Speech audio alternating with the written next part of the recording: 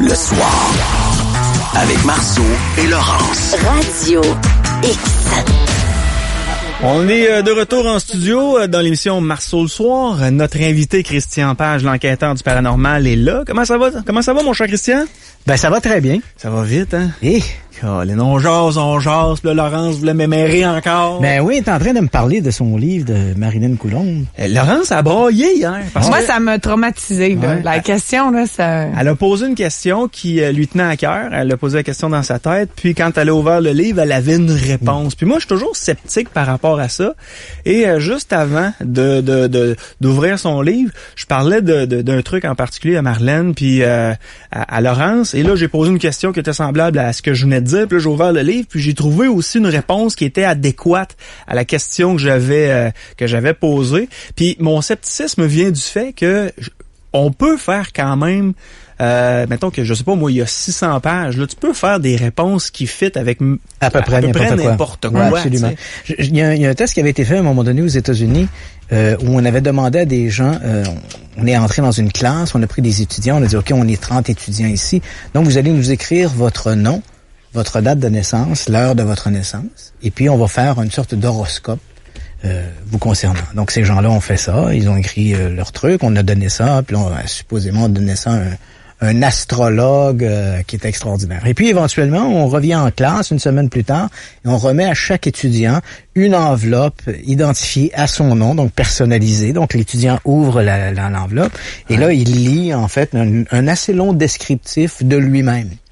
Alors, on demande à ces gens-là, on dit, OK, bon, les gens qui sont ici dans la salle, lesquels d'entre vous trouvez que ce descriptif vous convient adéquatement?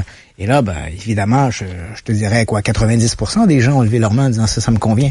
Alors, on lui a dit, OK, prenez votre feuille maintenant, puis donnez-la à votre voisin d'en arrière, et celui d'en arrière, au voisin d'en avant, et pour découvrir finalement qu'ils avaient tous le même truc. Donc, 90% de ces gens-là lisaient exactement le même descriptif et qui correspondait à 90% d'entre eux. Donc, c'est souvent un peu ce genre de truc-là. Pour qu'un ouvrage comme ça puisse être critiqué de manière fiable, il faudrait, parce qu'on a tous des biais cognitifs et des problèmes d'interprétation. C'est-à-dire qu'on pose une question, on lit quelque chose et on en fait une interprétation. Maintenant, il faudrait voir un spécialiste, par exemple, dans le langage non-verbal, des spécialistes, par exemple, en biais cognitifs, qui ont des formations universitaires, qui viendraient regarder ça, et ils pourraient nous expliquer exactement quelle est la mécanique psychologique qui se passe au moment où on pose la question, on lit l'ouvrage, comment cette association-là se fait. OK, sans nécessairement parler de la dame qui est venue nous voir en studio hier, les médiums que toi t'as croisés puis sur lesquels t'as fait certaines enquêtes, c'est quoi leur technique pour nous faire penser que réellement là, ils ont des contacts avec nos défunts? Ben en fait, c'est toujours un peu le même truc, c'est-à-dire qu'on y va vers des réponses qui sont relativement vagues pour te laisser toi interpréter l'information qui va être donnée. Ensuite de ça, il faut toujours se rappeler que dans le cas des médiums, et on est tous humains, lorsque l'on rencontre de ces médiums, nous, on retient ce qui se produit, pas ce qui ne se reproduit, ce qui se produira pas. Donc, on va voir un médium, on dit, bon, je vais aller voir ma médium, elle est extraordinaire. Elle m'a prédit que je gagnerais de l'argent, effectivement, j'ai eu une petite entrée d'argent, elle m'a prédit que j'aurais un accident, j'ai eu un accident. Ouais. Et là, on nous sort 3 ou 4 trucs comme ça, on dit, OK, parfait, mais tu as été chez ta médium en question pendant 2 heures. Elle t'a sûrement dit autre chose que m'avoir de l'argent puis m'avoir un accident. Alors là, on découvre qu'effectivement, elle a dit plein d'autres trucs, mais ces trucs-là ne se sont pas produits. Mais on est tous comme ça. On va retenir ce qui va se produire, mais pas ce qui ne se produira pas. Et tant et si bien, on va toujours donner une note de passage relativement élevée à notre médium. Mais si on prenait point par point toute l'information qui nous était donnée et d'évaluer quelle est l'information qualitative qui est donnée, pas un truc vague, là. Je vais rencontrer quelqu'un. Bon, je peux rencontrer quelqu'un. D'ici le mois de novembre 2031. Mais si on regarde des informations qui ont été données de manière qualitative et on regarde ce qui se fait, ce qui se produit, ce qui ne se produit pas, on découvrirait assez rapidement qu'il y a plein de trucs qui se sont pas produits, mais on n'a pas retenu ça dans l'équation parce qu'on est tous humains. Je me rappelle à un moment donné, quelqu'un avait dit à propos de Nostradamus, le visionnaire, il avait dit à force de dire n'importe quoi sur n'importe quoi, il y aura forcément quelque chose qui va se produire. Et c'est un peu ça que les médiums font. Donc, on y va de façon large, on dit, on raconte, on fait plein de trucs, puis là, ben éventuellement, il y aura des choses qui vont se produire. OK.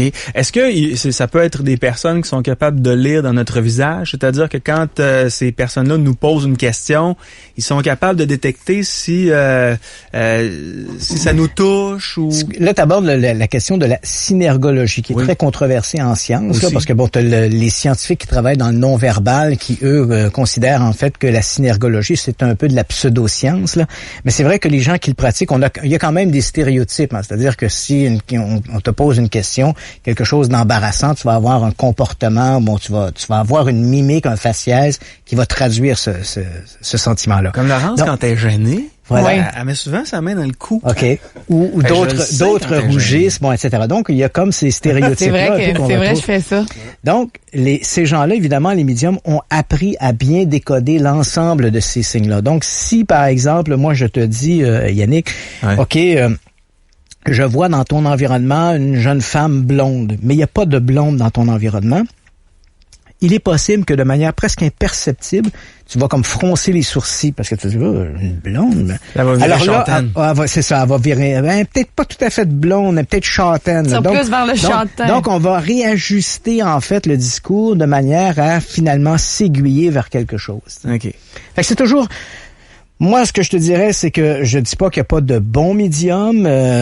Faut quand même essayer de garder la porte ouverte. Je sais qu'il y a des enquêtes policières qui ont été menées, en particulier aux États-Unis. Ici, on est plus fermé, mais je sais aux États-Unis, j'ai couvert à plusieurs reprises des enquêtes policières qui avaient été menées avec l'aide de médiums. Et les policiers impliqués juraient de la qualité du médium. Pour eux, il est clair que l'information donnée par le médium était qualitative et que c'était une information qui était, excessivement pointue par rapport à ce qui était dit. C'est pas un truc vague. Bon, maintenant, malheureusement, dans le cas des démonstrations de laboratoire, lorsque l'on a pris ces mêmes médiums et on les a mis dans des laboratoires pour répondre à un questionnaire ou quelque chose de plus, disons, de plus encadré, ils ont échoué lamentablement. Il n'y avait pas une prime aux États-Unis là pour un médium ou quelqu'un? Ouais, ça faut faire attention parce que en même temps, faut pas tomber non plus dans cette facilité-là. C'est-à-dire que les sceptiques auront souvent tendance à évoquer ça. Puis ça, moi, ça me met un peu mal à l'aise. C'est-à-dire que il y a eu longtemps, on vient de l'abolir, mais il y a eu longtemps le prix de James Randi. On offrait $1 million à quiconque prouvait qu'il avait des habilités parapsychologiques ou surnaturelles. Le grand problème, c'est que James Randi était à la fois juge et jury, c'est-à-dire que c'est lui qui déterminait quel était le test, c'est lui qui déterminait si oui ou non un candidat serait accepté, et c'est lui qui décidait aussi si finalement il avait passé le test ou pas le test, parce que c'était son $1 million à lui. Tu comprends? Donc ça, là, il n'y avait pas, dans le cas du truc du $1 million, le prix $1 million de James Randi, il n'y avait pas un comité, un jury indépendant qui déterminait de la qualité de la démonstration. Il était lui-même le juge, le jury, exactement. Donc, à ce moment-là, et ce prix-là du $1 million a été souvent dénoncé à cause, justement, de ce manque de rigueur-là. Fait qu'il faut pas tomber non plus dans ce piège-là. C'est-à-dire que oui, il faut être sceptique, mais là, à un moment donné, il faut pas tomber dans parce que pour moi, il est clair, et les gens me décrivent souvent comme un sceptique, et c'est vrai que je suis très critique par rapport aux phénomènes paranormaux. Mais je n'irai pas jusqu'à tomber dans le piège de cette arnaque, parce que pour moi, il n'y a aucun doute que le prix du $1 million de James Randi était une arnaque. Mais ce que j'aime de toi, c'est ton approche. Tu as un esprit scientifique, tu as une approche journalistique dans chacun des dossiers que tu décides de défricher. C'est pour ça que Christian Page a fait sa renommée quand même. Oui, je pense que les gens qui me suivent peuvent toujours compter que je donne leur juste. Ouais.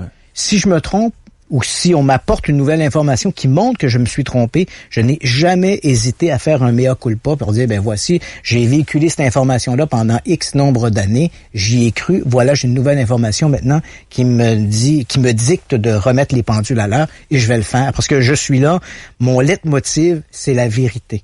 Je suis pas là pour faire la promotion des petits hommes verts, des extraterrestres, des fantômes ou de quoi que ce soit. Je suis là pour la vérité. C'est mon seul leitmotiv. Et si je me suis trompé, je vais corriger le tir. Ouais, puis ça arrive à tout le monde de se tromper. Absolument.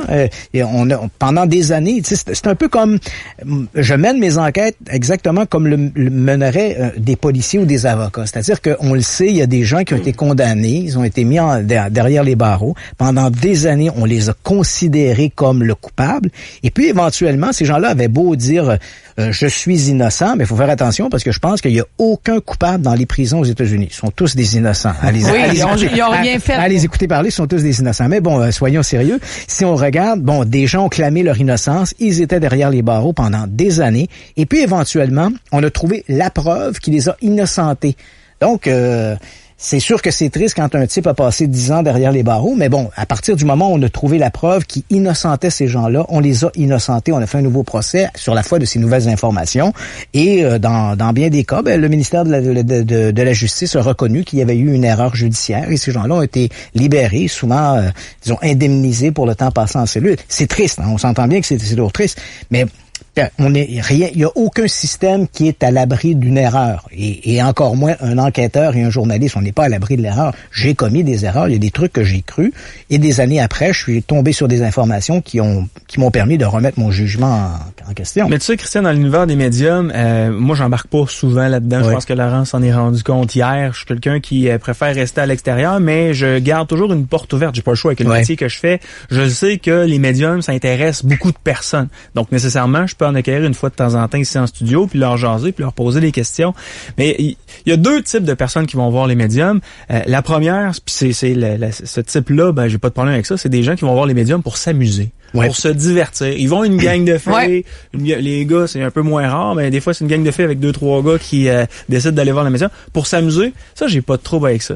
Moi, où j'ai un trouble, c'est des gens qui cherchent des réponses, des gens qui sont en éternel questionnement, des gens qui sont tristes, des gens qui regarde, ils ont pas connu leurs parents, puis ils veulent absolument avoir un contact avec leurs parents, puis là, ils vont voir une médium, puis la médium détecte qu'on a une personne qui est un animal blessé en face de nous, mais que peu importe ce que je vais y dire, elle va le croire, puis elle va revenir dans 2 semaines, dans 3 semaines. Ça, c'est le type de que j'aime pas beaucoup. Ouais, c'est ce type-là qui est épeurant aussi. Parce là. que pauvres personnes, tu sais, ils se font vider les poches par des gens qui possiblement ne communiquent pas avec les défunts. Ouais, puis ce sont souvent aussi ces mêmes personnes-là qu'on va retrouver éventuellement dans des sectes ou des trucs comme ça. Ils sont plus faciles à se faire embrigader dans des situations comme celle-là parce qu'elles sont, somme toute, sensibles. Elles cherchent une sorte d'unité à travers des réponses qu'on leur propose. Dans le cas des sectes, par exemple, bien sûr, ce sentiment ce sentiment d'appartenir à une famille, hein, lorsque tu fais partie d'une secte, les gens se tiennent entre eux, on fait partie de la famille, on se sent important. Donc, tous ces éléments-là vont venir combler des vides dans bien des cas de gens qui se sentent seuls, qui se sentent pas écoutés. Puis là, malheureusement, ils se laissent embrigader dans des trucs comme ça. Faut faire très attention. Moi, je dis souvent, il y a un peu dans le domaine des médiums, il y a un peu la malédiction du journaliste. Et je te donne l'exemple. L'an dernier, j'ai fait une série à la télé qui s'appelait L'enquêteur du paranormal. Et dans un épisode, par exemple, j'ai amené 3 médiums qui parlaient avec des défunts. Et je les ai amenés dans une maison qui n'était pas hantée du tout. Une maison abandonnée, mais qui n'était pas hantée du tout. Et j'avais placé quelques semaines plus tôt. Je les avais dit d'ailleurs que je les amènerais dans cette maison-là. Je ne les ai pas donné d'informations. Je leur ai dit simplement cette maison-là porte le nom de Maison Fortin. J'avais préalablement mis sur le web une page Facebook racontant une fausse histoire associée à la Maison Fortin. Et là, il y avait des histoires d'horreur. Un homme s'était suicidé au sous-sol. Une adolescente était morte d'un cancer prématuré. Bon, il y a toutes sortes de trucs. Alors, ces gens-là, j'amène mes 3 médiums dans la fameuse Maison Fortin. Je leur pose la question, est-ce que vous avez lu? Est-ce que vous êtes documenté sur la Maison Fortin? Ces gens-là disent, non, jamais entendu parler de ça. Nous, on aime arriver sur le terrain quand c'est vierge. Parfait, je les amène dans la maison. Tous les 3 m'ont raconté exactement l'information qui était sur la page web que j'avais mis en ligne. Et là, pourtant, ces gens-là juraient qu'ils n'avaient pas lu. Et évidemment, ce qu'ils racontaient, c'était des fadaises. J'avais inventé tout du début à la fin. Alors, évidemment, ils ont été un peu, d'une certaine façon, piégés par leurs propres mensonges. Et là, évidemment, ça le fait bien rigoler. Mais ce qui est amusant, c'est que au lendemain de cette émission-là, il y a plein de médiums qui m'ont écrit, m'insultant, avec des discours orduriers. Puis les médiums que vous avez pris, c'était pas des bons. Moi, je suis un bon médium. Puis, je dis, c'est ça, c'est la malédiction du journaliste. À toutes les fois où des journalistes tentent de faire un truc avec des médiums, ils ont jamais les bons médiums. Tu sais, les médiums se plantent, c'est parce que c'est jamais les bons. Les bons, finalement, on passe toujours à côté. Moi, je veux bien. Fait que s'il y en a des bons médiums qui nous écoutent, là, prenez contact avec moi. Il y a quelques semaines, j'avais lancé un défi sur Internet avec l'illusionniste mentaliste Vincent C. Oui. Tous les deux, on a injecté $1000 dans une cagnotte. On a dit, on fait un test, $2000. ça demanderait 1 heure de travail, un médium. N'importe quel médium au Québec peut venir se soumettre à notre test, à moi et Vincent C. Et si ce médium-là, ça va lui demander 1 heure de son temps, s'il réussit à nous prouver qu'il est réellement en contact avec l'au-delà, on lui donne le 2000 $. 1000 piastres de ta poche? De ma poche, 1000 piastres de la poche à Vincent C. T'es pas serré, c'est un site? 0. Personne ne s'est proposé pour faire. Puis là, pour entrer en contact avec. C'est toujours le oui, mais c'est non, nous on a fait un test, moi et Vincent C. Comme Vincent est un mentaliste, évidemment, il connaît bien les trucs du trompe-l'œil et tout ça. Et évidemment, on a discuté de ça avec des neuropsychiatres dans les universités, donc qui connaissent les biais cognitifs. On a mis un petit test, on dit on va se préparer un petit test. On fait venir le médium, on lui pose 4-5 questions. S'il réussit à répondre à ces 4-5 questions-là dans cet ordre-là, écoute, on lui donne le 2000 $ sans poser de questions. Ça lui demanderait 1 heure de son temps. Aucun s'est présenté. Écoute, il y a les trucs de médium, il y a les voyantes qui sont capables de voir le passé, il y en a qui sont capables de voir le futur. Là, à ça, on a ajouté des trucs d'anges, puis divers paliers, puis des anges gardiens qui nous suivent un peu partout. Comment on fait pour se retrouver là-dedans? Quand on commence à embarquer là-dedans, c'est une spirale, puis on n'est plus capable de s'en sortir. Là. Non, effectivement. J'ai vu quelqu'un se transformer, moi, au fil du temps, parce que elle a, c'est le type de personne que je te parlais tout à l'heure, c'est une femme quand même d'âge mûr, peut-être 50, 55 ans, puis d'après moi, tu l'as déjà rencontré, je te donnerai son nom tout à l'heure pendant la pause, puis elle se cherchait, et est allée rencontrer une voyante, ça a commencé à s'intéresser à ça, quelques lectures, puis là, finalement, ça finit qu'elle est rendue qu'elle donne des conférences, puis elle est voyante, elle aussi. Non, un gourou, là, ouais. Oui, mais c'est particulier, là. Cette femme-là, je l'ai connue à 55 ans. Aujourd'hui, ça fait peut-être 5 à 6 ans, puis elle a développé le don de médium. Elle parle avec les anges. Là, présentement, elle est auteure, puis il y a des gens qui achètent ses livres et tout ça. Mais v'là 6 ans, c'est ça. Elle avait aucun don de voyance, là. Non, je pense que on est dans un domaine où les gens doivent. C'est vrai qu'on a souvent un besoin de croire et malheureusement, on se laisse souvent emporter dans des trucs comme ceux-là. Puis il suffit que les réponses correspondent à une attente que l'on a. Puis voilà, c'est la chose est faite. C'est difficile de développer. Tu sais, c'est beaucoup plus facile, Yannick, de croire que d'être sceptique ou d'être critique. Parce que croire, ça ne demande pas aucun exercice intellectuel. Tu me dis quelque chose, je te crois. Mais si tu me dis quelque chose puis je ne te crois pas, ça demande pour moi un travail intellectuel. Donc, remettre en question ton discours et peut-être même dans certains cas, de mener ma propre recherche pour voir pour valider l'information que tu m'as donnée. Ça demande, donc, ne pas croire demande une démarche. Croire, ça n'en demande absolument aucune. Surtout quand tu es à la recherche de réponses. Oui, absolument. Tu sais, ton père qui te dit par l'entremise d'une voyante, j'aurais tellement voulu te dire plus souvent je t'aime. Et là, toi, t'as manqué d'amour de ton père, puis là, la voyante t'a dit que ton père voulait te dire qu'il t'aimait, puis là, ça te fait broyer. Il y a quelque chose qui est assez fascinant, parce que c'est amusant, parce qu'on en parle aujourd'hui. Non, ça va. Tout est beau. C'est assez amusant qu'on en parle aujourd'hui, parce qu'on est le 31 mars. Oui. Or, le 31 mars 1848, donc un 31 mars, ça a été la naissance du spiritisme. Donc, avant 1848, on n'avait pas eu de communication avec les défunts de manière volontaire. C'est vrai qu'il y avait des histoires de fantômes, des gens disaient avoir reçu des messages de défunts. Mais on n'avait jamais eu une communication volontaire, entre guillemets, avec des revenants. Et puis, en ce 31 décembre 1848, dans une petite maison à Hydesville, ne cherchez pas ça sur une carte, ça n'existe plus. 31 décembre, 31 mars. Le 31 mars, pardon, ne cherchez pas Hydesville sur une carte. C'était dans la région de Rochester aux États-Unis. Maintenant, ça fait partie du Grand Rochester. Et dans cette maison, on avait donc la famille Fox qui habitait là. Donc, on avait les parents Fox, monsieur et madame Fox. Il y avait 3 enfants, mais une des filles était partie vivre à l'extérieur. Donc, il y avait les 2 plus jeunes qui étaient là. Et soir après soir, elles étaient dérangées par des coups frappés dans le mur. Alors, elles avaient baptisé le fantôme du mur Monsieur Lightfoot. Et puis, à un moment donné, un soir, alors que Monsieur Lightfoot commence à frapper dans le mur, une des fillettes Fox dit Monsieur Lightfoot, ou parfois c'était Monsieur Splitfoot aussi, c'était les 2 noms qu'on y avait donnés. On dit, si vous nous entendez, faites comme nous. Et elles ont tapé 2 fois dans leurs mains. Et au même moment, un même nombre de coups a résonné dans le mur. Alors là, les fillettes, on dit, attends une minute, là. Ils ont refait 3 coups ont résonné dans le mur. Donc, pour la première fois, il semblait y avoir une communication entre l'esprit du mur et les fillettes Fox. Ça a donné, cet événement-là a donné naissance au spiritisme. Du jour au lendemain, à travers les États-Unis, plein de gens se sont développés des systèmes de coups frappés sous les tables, d'objets qui bougeaient pour communiquer avec l'au-delà. Et éventuellement, le fameux Ouija est né de une variante, disons, plus rustique du Ouija est né à cette époque-là. Donc, rapidement, le spiritisme a gagné les États-Unis et l'Europe et c'est devenu presque une activité bourgeoise. Hein, même dans les salons de la haute bourgeoisie, on se réunissait autour d'une table et on communiquait avec les esprits. C'était bien de faire ça. Oui. Cela étant dit, on est aujourd'hui 170 ans plus tard. Qu'est-ce qu'on a appris de l'au-delà? Que savons-nous de l'au-delà? Que nous ont dit? On est des centaines, des millions de communications avec l'au-delà, d'après les médiums, de l'au-delà depuis. Que savons-nous de l'au-delà? Rien. Si on leur fait pas confiance, on sait rien. En fait, si on devait isoler de toutes ces millions de communications spirites, si on devait isoler les communications spirites qui ont fourni de l'information qualitative par la bouche du médium, ça tiendrait dans un feuillet paroissial.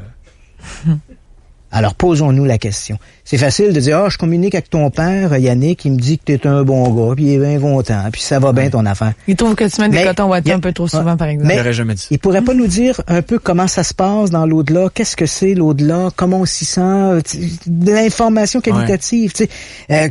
Est-ce qu'il peut nous donner de l'information? Rien. Y a-tu un ameublement tangué voilà, dans l'au-delà? Non, c'est absolument... Y a-tu des boutiques de linge? Voilà, c'est toujours des informations qui sont, somme toute, pour nous rassurer, nous, les vivants. Ouais. Mais que nous révèlent-elles sur l'au-delà? Et alors là, tu as 3-4 médiums, évidemment, qui ont leur fameux guide Michelin de l'au-delà.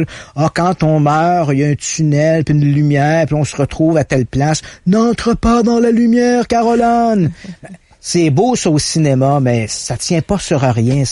On peut pas, il y a rien qui valide ça. Il y a aucune information qualitative qui peut être démontrée ou vérifiable. C'est du n'importe quoi. Okay. Les légendes, les croyances, quand on regarde des films de vikings, puis un viking qui est mort au combat, on lui met des pièces sur les yeux, on allume le feu, puis il semblerait que les pièces pour payer le passeur rendu en haut, ça vient de où, ça? Mais en fait, si on regarde aussi loin qu'on recule dans l'histoire de l'humanité, même dans la préhistoire, il y avait des rites funéraires. Ce qui montre bien que l'homme a toujours cru à une réalité surnaturelle. C'est vrai on est entouré de phénomènes qu'on n'expliquait pas il y a 1000 ans, il y a 10 000 ans, puis encore aujourd'hui, on est entouré de phénomènes qu'on n'explique pas. Donc, bien sûr, tout ça va alimenter une croyance dans le surnaturel, et la chose la plus préoccupante pour un être vivant, c'est sa propre mort. Et il y a souvent aussi dans les cultures une sorte de... comment je pourrais dire, on essaie d'honorer l'aïeul, hein? Donc il y a comme une sorte de valeur ancestrale qui est donnée. Donc à travers tout ça, on va développer des rites funéraires. Et là, comme tu mentionnes, par exemple, les pièces de monnaie qui servaient à payer le batelier pour traverser le Styx. Hein, c'est la rivière qui coule. Il y a toutes sortes de pas de théories, mais des rumeurs, des croyances qui vont se développer autour de ça, mais qui reposent essentiellement sur l'extrapolation de mécanismes religieux ou de foi. Il y a rien là-dedans qui nous dit que c'est vrai. Donc, il faut être très, très prudent avec tout ça. Donc, ne pas mélanger ce qui est la culture populaire ou la culture religieuse avec des faits vérifiés ou vérifiables. Il y a des choses, puis ce qui n'est pas vérifié ou vérifiable ne veut pas dire que c'est pas vrai. Mais il faut être excessivement prudent par rapport à ça. Moi, je le dis souvent, la science n'est pas le seul collimateur à travers lequel on doit regarder ce qui motive les êtres humains. Hein? On est motivé par des sentiments, l'amour, toutes sortes de trucs comme ça qui se pèsent mal dans une balance scientifique. Donc, les êtres humains ne sont pas nécessairement soumis uniquement à des stimuli qui seraient compréhensibles ou qu'on pourrait évaluer au regard de la science. Mais cela étant dit, même si on ne peut pas démontrer ça, on ne peut pas le prouver, il faut être excessivement prudent sur ce qu'on ne peut pas démontrer. Steve pose une question très, très, très intéressante sur le live radiox.com. On peut dire, pour ceux qui n'y croient pas du tout, tous les charlatans sont des médiums. OK? Mm-hmm. Il y en a qui vont dire ça. Est-ce que tous les médiums se considèrent, eux, comme des charlatans? Moi, je pense que beaucoup de médiums, ça c'est assez difficile parce que est-ce qu'un charlatan ou un escroc va te dire qu'il se considère comme un escroc? Donc c'est un peu différent. Tu vois, il existe deux courants. Et je pense que les deux explications se valent. C'est-à-dire que je t'ai parlé tantôt de ces médiums qui ont collaboré à des enquêtes policières. Et pour lesquels, d'ailleurs, les policiers impliqués jurent de la qualité du médium. Pourtant, quand on prend ce même médium et on le met dans un laboratoire, qu'on le soumet à un test critique, généralement, ils vont échouer de manière lamentable. Alors évidemment, les sceptiques diront, c'est sûr, ils réussissent sur le terrain, mais ne réussissent pas dans le laboratoire parce que sur le terrain, c'est plus facile de tromper les gens. Bien sûr, c'est tout à fait vrai et c'est tout à fait justifiable comme réflexion. L'autre réflexion que va poser, par exemple, des gens qui croient au phénomène de parapsychologie ou de perception extrasensorielle, eux vont expliquer cette dichotomie entre le laboratoire et le terrain en disant, attention, nous sommes des êtres humains et les êtres humains, on est souvent tributaires de nos émotions. Par exemple, lorsque les gens sont au travail, puis les gens qui nous écoutent vont pouvoir bien jauger cette situation. Lorsqu'on est au travail, même si c'est un travail routinier que l'on fait depuis des années, qu'on connaît bien, dès que notre patron est au-dessus de notre épaule à nous regarder, on se met à commettre erreur sur erreur. Et pourtant, on le sait, on se dit, mais mon Dieu, qu'est-ce qui m'a pris aujourd'hui? D'habitude, je le fais ce travail-là, puis je le fais bien, mais pourquoi? Là, le patron au-dessus de mon épaule, comme ça, évidemment, ajoutait à mon stress et j'ai commis des erreurs. Alors, le médium sur le terrain, il est exactement de la même façon tributaire de ses émotions. Entre le fait d'être sur le terrain avec des policiers, des gens de la famille, par exemple, parce qu'un enfant a disparu, un enfant est assassiné, il est dans un contexte émotif beaucoup plus grand que s'il est dans un laboratoire avec 3 laborantins qui le regardent avec des électrodes sur la tête en espérant de lui qu'il performe. Tu comprends? Donc, si tu es de l'école parapsychologique, pour toi, ça peut devenir une explication valable, disant, bah oui, sur le terrain, ils réussissent mieux que dans le laboratoire parce que le terrain est plus émotif et les médiums ont besoin de se baigner dans l'émotion pour pouvoir bien performer. Ça aussi, c'est défendable. Comme vision, c'est absolument défendable. Ouais. Comme les sceptiques qui disent que c'est plus facile de tromper les gens sur le terrain que dans le laboratoire. Donc, c'est à nous de choisir l'approche que l'on veut. Moi, c'est sûr que je préfère, ça veut pas dire que j'y adhère, mais c'est sûr que je préfère l'approche parapsychologique parce qu'elle me paraît plus fertile à la recherche et à la pensée que de dire les médiums sur le terrain sont tous des fraudeurs. La preuve, quand je les mets dans le laboratoire, ils réussissent pas. Donc ça me paraît un peu court comme réflexion. OK. Je vais te poser une question. Je vais te mettre dans le trou, mais en même temps, je sais que quand je vais terminer, je vais regarder ma boîte de courriel, je vais me faire insulter moi aussi. Mais je vais te poser la question. Est-ce que tous les médiums qui croient incroyablement avoir un don et qui sont persuadés d'avoir un don peuvent être sont des schizophrènes? Non, certainement pas. Donc, ces gens-là voient des morts? Ouais, ces gens-là voient des morts, ces gens-là ont des perceptions. Mais c'est pas des schizophrènes. Non, c'est là qu'il existe, on pourrait faire de très longues émissions là-dessus. Depuis, je te dirais, depuis une dizaine d'années. Ouais. Avant, là, si on recule, il y a 20 ou 30 ans, quelqu'un disait, j'entends des voix, je vois des fantômes, je vis tel ou tel type d'expérience, j'ai des sensations, des impressions. Les gens qui tenaient un tel discours il y a 30 ou 40 ans, ces gens-là auraient été qualifiés d'être des fous. Et les associations sceptiques auraient dit, il faut pas s'intéresser à ces gens-là parce qu'évidemment, ils sont complètement aux côtés de la plaque, ce sont des fraudeurs. Je te dirais qu'aujourd'hui, les sceptiques purs et durs, militants, n'ont pas changé de discours, mais il y a toute une communauté de chercheurs dans le domaine des neurosciences qui, eux, perçoivent maintenant, acceptent ces témoignages-là avec beaucoup de bienveillance. Et ils ont mené dans des laboratoires des recherches et qui ont démontré que notre cerveau est une machine à créer des biais cognitifs. Et souvent, on est victime de notre propre environnement. Par exemple, je vais te donner l'exemple de Vic Tandy, tu vas vite comprendre. Vic Tandy est un scientifique britannique qui travaillait dans un laboratoire où on faisait dans le domaine médical, on faisait des prothèses, par exemple. C'était donc de la très haute technologie. Et à un moment donné, lorsqu'on a aménagé dans un nouveau laboratoire, les gens se sont mis à dire à Vic Tandy qu'ils étaient persuadés que le laboratoire était hanté. Et ces gens-là, donc, étaient tous des scientifiques de très haut calibre.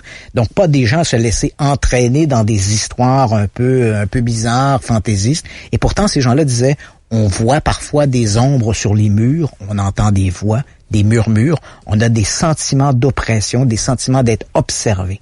Et ça, c'était très présent. Alors, Vic Tandy, évidemment, qui était le directeur du laboratoire, disait, mais tout ça me semble être un peu de la foutaise. Voyons, des fantômes, ça n'existe pas. Et la plupart des scientifiques qui travaillaient avec lui étaient prêts à l'admettre. On dit, on veut bien, comme scientifique, dire les fantômes, ça ne doit pas exister, mais pourtant, on les ressent. Il y a quelque chose qui se passe. Et puis, un matin, Vic Tandy, en dehors de son travail de recherche, c'est un individu qui s'intéressait beaucoup, il faisait de l'escrime. Donc, il arrive un matin avec son fleuret pour couper un bout de la lame. Il avait dans le laboratoire tous les équipements nécessaires pour ça. Il arrive, place son fleuret dans un étau, va chercher une scie, et au moment où il revient, la lame du fleuret oscillait. Alors Vic Tandy, en bon scientifique, a pas dit « Oh, il y a un fantôme qui est en train de gosser après ma lame ». Il s'est dit « Si la lame bouge, il doit y avoir une énergie quelque part qui fait bouger la lame. Et quelle est cette énergie? » Or, en faisant le tour des appareils, en mettant lui-même des appareils de mesure, il a découvert que dans le laboratoire, un des ventilateurs du plafond émettait une basse fréquence à 18,5 Hz. Or, l'oreille humaine entend à partir de 20 Hz, de 20 à 20 000 Hz, dépendamment si on est en bonne santé. Là, c'est sûr que moi, j'entends moins bien que toi qui es plus jeune. Donc, évidemment, en vieillissant, notre barème, la fourchette de ce que l'on entend, même avec diminue. 2 ans de différence. Ah oui, seulement 2 ans. Oui. Donc, mais de façon 2 ans qui font toute la différence. Ouais, c'est ça. Mais donc, on entend généralement, là, chez les êtres humains, c'est entre 20 Hz et 20 000 Hz. À 18,5 Hz, on ne l'entend pas. Mais notre oreille ne l'entend pas, mais notre corps le ressent. Il le ressent de manière telle qu'il va nous donner des signes de cette indisposition par ces basses fréquences. Et ces indispositions étaient les malaises, sentiments d'observation, hallucinations auditives. Et comme c'est une vibration dans l'air, elle jouait sur la cornée de l'œil. Et cette cornée, bien évidemment, faisait apparaître ce mouvement-là, cette vibration sur la cornée, faisait apparaître des ombres sur les murs. Vic Tandy a constaté, sans le dire à ses collègues, que quand il fermait le ventilateur du plafond, le laboratoire cessait d'être hanté. Et quand il rallumait le ventilateur, les fantômes se manifestaient de nouveau. Donc, on voit, ces gens-là tenaient un discours qui était tout à fait conforme à ce qu'ils ressentaient. Donc, c'était pas l'expérience qui était fausse. C'est l'interprétation qu'on faisait de l'expérience qui était fausse. Donc, c'est pour ça que quand tu me parles de ces médiums qui disent « j'entends des voix, je crois que beaucoup d'entre eux croient réellement entendre des voix. Probablement que certains en entendent des voix. Mais d'où viennent ces voix? Il y a 2 ans, et ça, c'est tout à fait extraordinaire. À mon avis, c'est une révolution. Hein. Si tu me demandes qui est le plus grand chasseur de fantômes de tous les temps... Christian, qui est le plus grand chasseur de fantômes de tous les temps? Je te répondrai, ne le cherchez pas à l'asile abandonné de Sainte-Clotilde. Non, ce type-là s'appelle Olaf Blanke et il arpente les corridors du laboratoire de recherche en neurosciences de l'École polytechnique de Lausanne en Suisse. Ce type-là a mené au cours des 15-20 dernières années des recherches sur la perception qui sont tout à fait hallucinantes. Et l'une des dernières expériences qu'il a fait, Olaf Blanke, il a pris des gens, écoute, c'est vraiment extraordinaire. Il a pris des gens qui souffraient très légèrement d'épilepsie. Donc, on parle de très légèrement. On parle pas des trucs grand crises avec qu'on a besoin des anticonvulsifs et tout ça. Là. Vraiment des gens qui avaient une très, très légère indisposition et qui faisaient de l'épilepsie. Il a pris ces gens-là, il les a amenés dans un laboratoire, dans l'un de ces laboratoires, et ces gens-là, donc, on leur a donné une privatisation sensorielle. Ils avaient donc un masque sur les yeux, donc ils pouvaient pas voir ce qui se passait. Et la seule chose qu'ils devaient faire, il y avait une sorte de petit bras articulé devant eux. Ils devaient mettre leur index sur ce bras articulé et pousser ce bras articulé en bout de course. En fait, un bras qui ressemble un peu ici au support de notre microphone. Donc, ces gens-là poussaient, et lorsque le bras articulé arrivait en bout de course, à leur insu, il y avait un petit appareil derrière eux, avec lui aussi une sorte de tige de métal, qui les touchait au milieu du dos. Donc, je pousse, j'arrive en bout de course, hop, je me fais toucher dans le dos. Je le refais une deuxième fois, hop, je me fais toucher dans le dos. Donc, après 4 ou 5 fois, les gens ont compris ce qui se passait. J'amenais mon bras articulé en bout de course et il y a quelque chose qui me touchait dans le dos. Olaf Blanke a différé ce toucher au dos de 500 millisecondes. C'est petit, ce 500 millisecondes. Et à partir de là, et passe-moi l'expression, il a complètement fucké le GPS du cerveau. Tant et si bien que le cerveau était plus capable de savoir où il était touché et comment il était touché. Alors là, les gens se sont mis à dire « Hop, il y a quelqu'un qui m'a touché à la cheville. Hop, je me suis fait toucher au bras. Hop, là, ils n'étaient plus touchés dans le dos. Ils étaient touchés sur d'autres parties de leur corps. À un point tel que 50% des gens qui participaient à l'expérience ont demandé l'arrêt de l'expérience avant la fin. Et lorsqu'ils ont enlevé leur bandeau, tu comprendras leur étonnement de découvrir qu'ils étaient seuls dans le laboratoire avec ces 2 petits appareils. Ce que Olaf Blanke a démontré, c'est que notre cerveau, lorsqu'il est soumis à des stimuli qu'il arrive mal à décoder, il va soudainement créer des illusions. Et ces gens-là avaient cette illusion-là. Pourquoi des gens qui souffraient légèrement d'épilepsie? Parce que les pathologies qu'offrent ces gens-là, c'est des pathologies que toi, moi ou Laurence ici pourraient souffrir. Parce qu'en fait, le cerveau est composé de 2 hémisphères. Généralement, l'information entre l'hémisphère gauche et l'hémisphère droit est relativement étanche. les gens qui souffrent légèrement d'épilepsie, il y a une sorte de coulage entre les deux hémisphères. Mais cette pathologie-là, on la rencontre également chez les gens qui sont fatigués ou stressés. Donc, toi, fatigué, tu vas présenter exactement la même pathologie. Et si tu te retrouves dans un endroit où tu es soumis à des stimuli que tu gères mal, tu pourras avoir l'impression que tu as été touché, que tu as entendu des voix, que tu as eu des hallucinations. Et regarde les gens qui chassent les fantômes. Que font-ils? Ils vont dans des lieux hantés, généralement la nuit. Ils sont stressés. Ouais. Il y a une attente que quelque chose va se produire. Et soudainement, il y a toutes sortes de stimuli visuels et auditifs auxquels ils sont soumis. Et soudainement, j'ai l'impression d'entendre une voix. J'ai l'impression d'avoir été touché. J'ai l'impression... Et le truc de Olaf Blanc, c'est que c'est de la science et on peut le reproduire. Donc, l'expérience d'Olaf Blanc peut être reproduite dans n'importe quel laboratoire de recherche en neurosciences. Les travaux d'Olaf Blanc qui ont été, qui ont été honorés à travers le monde, on a parlé de ça, c'était quelque chose de remarquable. Si tu fais une recherche, d'ailleurs, tu vas sûrement voir cette fameuse photo qui a été publiée à travers le monde entier où on voit une femme qui se fait toucher au dos par un fantôme. C'est les travaux d'Olaf Blanc. Ça fait l'objet de publications dans des périodiques scientifiques, comme le Journal of Neuroscience, où il raconte comment l'expérience se passe et comment notre cerveau réagit dans une situation comme celle-là. Le problème, c'est que les chasseurs de fantômes ou les gens qui s'intéressent souvent au paranormal ne lisent jamais les périodiques scientifiques. Et là, finalement... Ça pourrait nuire à leur travail. Donc, tout ce qui se fait dans une sorte de sphère d'activité, alors que ce travail... Parce que ce qui est amusant, c'est que ce soit les ovnis, que ce soit les fantômes, la perception extrasensorielle, tout ça, ce qui est assez amusant, et moi, c'est ce que je constate, ça fait 40 ans que je suis là-dedans. Ce que je constate, c'est que les gens disent tous, nous voulons des réponses. Ce qu'ils ne verbalisent pas, c'est, nous voulons des réponses à condition qu'elles correspondent à mes croyances.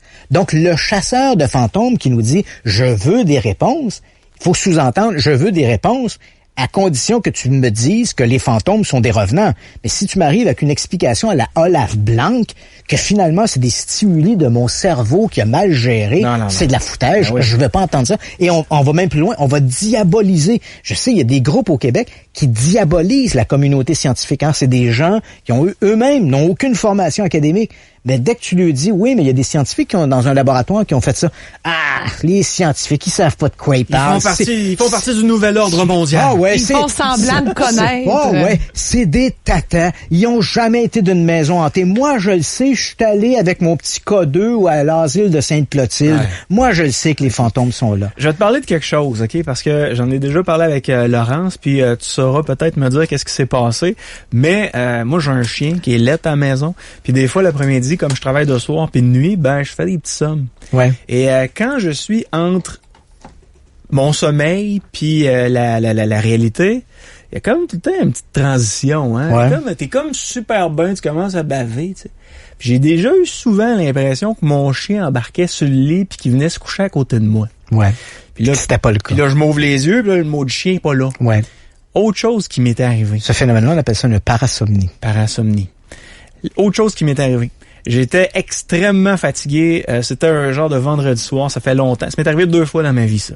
Et ça, là, je sais pas si toi ça t'est arrivé ou encore les gens qui sont dans le studio, mais j'ai été réveillé, mais mon corps voulait pas se lever. Paralysie du sommeil. Paralysie du sommeil. Paralysie du sommeil. Ça, là, c'est un des moments les plus angoissants que j'ai vécu dans ma vie. Ouais. En fait, il y a encore là, tu sais, moi, je suis pas toujours... La science, c'est pas un modèle parfait. On s'entend bien, il y a des choses que la science n'a pas expliquées. Bon, c'est pas un modèle parfait, mais jusqu'à maintenant, c'est un modèle extraordinaire parce qu'il nous a fait progresser. S'il n'y avait pas eu la science, on serait probablement encore ce soir tous dans des cavernes à manger notre viande en train de déchirer la peau, tu sais. Donc, la science nous a permis Steak bleu? Ouais, c'est ça. Donc, ça nous a permis d'évoluer. La science est un modèle pas parfait, mais un excellent modèle qui a donné d'excellents résultats. Ouais. Et souvent, les gens qui aiment croire aux phénomènes paranormaux, puis je dis pas qu'il y en a pas, là, je ferme pas la porte à ça, mais avant de conclure à une réalité paranormale, je pense qu'il faut regarder du côté de la science qu'est-ce qui se fait ou qu'est-ce qui a été fait. Or, dans le cas il y a toutes sortes de phénomènes paranormaux qu'aujourd'hui on peut expliquer assez aisément par ces phénomènes de parasomnie. Les parasomnies, ce sont des troubles du sommeil. Donc, en théorie, dans le meilleur des mondes, lorsque l'on s'endort, notre cerveau se retrouve dans un état modifié de conscience et on devrait être paralysé. Hein? Sinon, tu rêves que tu cours le marathon, tu te lèverais dans ton lit et tu courrais dans ton lit. Alors, donc, ton cerveau, à ce moment-là, conçoit que tu es dans un état de sommeil. Il envoie une information à tes muscles en disant « je dors, donc je ne bouge pas ». Évidemment, ce n'est pas parfait, ce système-là, parce que de temps en temps, on a un petit mouvement, un petit réflexe. Coup de poing, c'est le coin de la tête par ton partenaire. C'est tout ça qui fait qu'elle se met les pieds sur tes mollets là, quand tu dors? C'est ça. Dans le bas du dos. Dans le bas du dos. C'est la meilleure place, ça. Donc, on voit que c'est pas un système qui est parfaitement étanche, mais qui fonctionne relativement bien. Mais évidemment, dans certains cas, chez certains individus, ces mécanismes fonctionnent moins bien. Et on va avoir, par exemple, l'individu qui rêve qu'il se fait un sandwich et qui se lève et qui s'en va dans la cuisine se faire un sandwich. Donc, on voit ces mécanismes-là sont pas tout à fait étanches et dans certains cas, il y a même des troubles associés à ça. La paralysie du sommeil, il y en a beaucoup. Hein? On a l'impression qu'on en connaît 2 ou 3, mais en fait, je te dirais qu'il y a toute une quincaillerie de maladies, en fait, entre guillemets, maladies, je veux dire, troubles du sommeil, donc parasomnie, et certaines d'entre elles sont bien identifiées. Donc, la paralysie du sommeil en est une, c'est-à-dire que tu dors, ton cerveau dit à ton corps, voilà, tu dors, donc tu ne bouges plus. Mais au moment où tu te réveilles, il devrait y avoir une coupure instantanée. Cette coupure-là, instantanée, ne se fait pas. Donc, toi, tu te réveilles, tu es conscient d'être réveillé, mais ton cerveau n'a pas encore envoyé le message à tes muscles de te dire, tu es réveillé, tu peux retrouver l'habilité de ton corps. Donc, tu es complètement paralysé. Et pourtant, tu es réveillé. C'est une parasomnie qui est relativement fréquente. Entendons-nous, ça reste marginal, mais dans les parasomnies, la paralysie du sommeil est une de ces pathologies qui est assez fréquente. Est-ce que tu l'as déjà vécu? Oui, une fois, j'ai vécu une paralysie du sommeil. C'est vrai que c'est assez troublant. C'est troublant parce que tu dis, est-ce que c'est terminé? Ça peut durer combien de temps? Je sais pas. Ça peut... Moi, généralement, ça va de quelques secondes à quelques minutes. Mais et on croit aujourd'hui, et encore là, il faut pas faire une généralité, mais on croit que dans bien des cas, parce que ce qui est assez étonnant dans le cas de la paralysie du sommeil, elle peut être accompagnée d'hallucinations visuelles et auditives. Et on ne sait pas pourquoi ces images ou ces sons perçus sont toujours négatifs. Personne ne vit une paralysie du sommeil en disant « Oh, j'étais paralysé, mais mon Dieu, il y avait des beaux anges au bout de mon lit qui chantaient une mélopée. » C'est jamais ça qui se produit. On dirait que le fait... T'en as vu? T'as vu des Non, enfants négatifs? ce qu'il dit, c'est exactement ça que j'ai vécu. Moi, là, j'étais brûlé sur mon divan un vendredi soir, je me suis endormi, puis à un moment donné, je me suis réveillé. Puis là, voyons, qu'est-ce qui se passe? Comment ça que je suis pas capable d'ouvrir les yeux? J'étais conscient que j'étais réveillé. Voilà. Mais mon corps voulait rien savoir et c'était extrêmement négatif. Puis je me suis dit dans ma tête, OK, c'est comme ça que ça finit, là. Vraiment. À cause justement de ce sentiment négatif que la paralysie du sommeil entraîne, lorsqu'elle va se manifester plus loin à travers des hallucinations auditives ou des hallucinations visuelles, ce sont toujours des images négatives.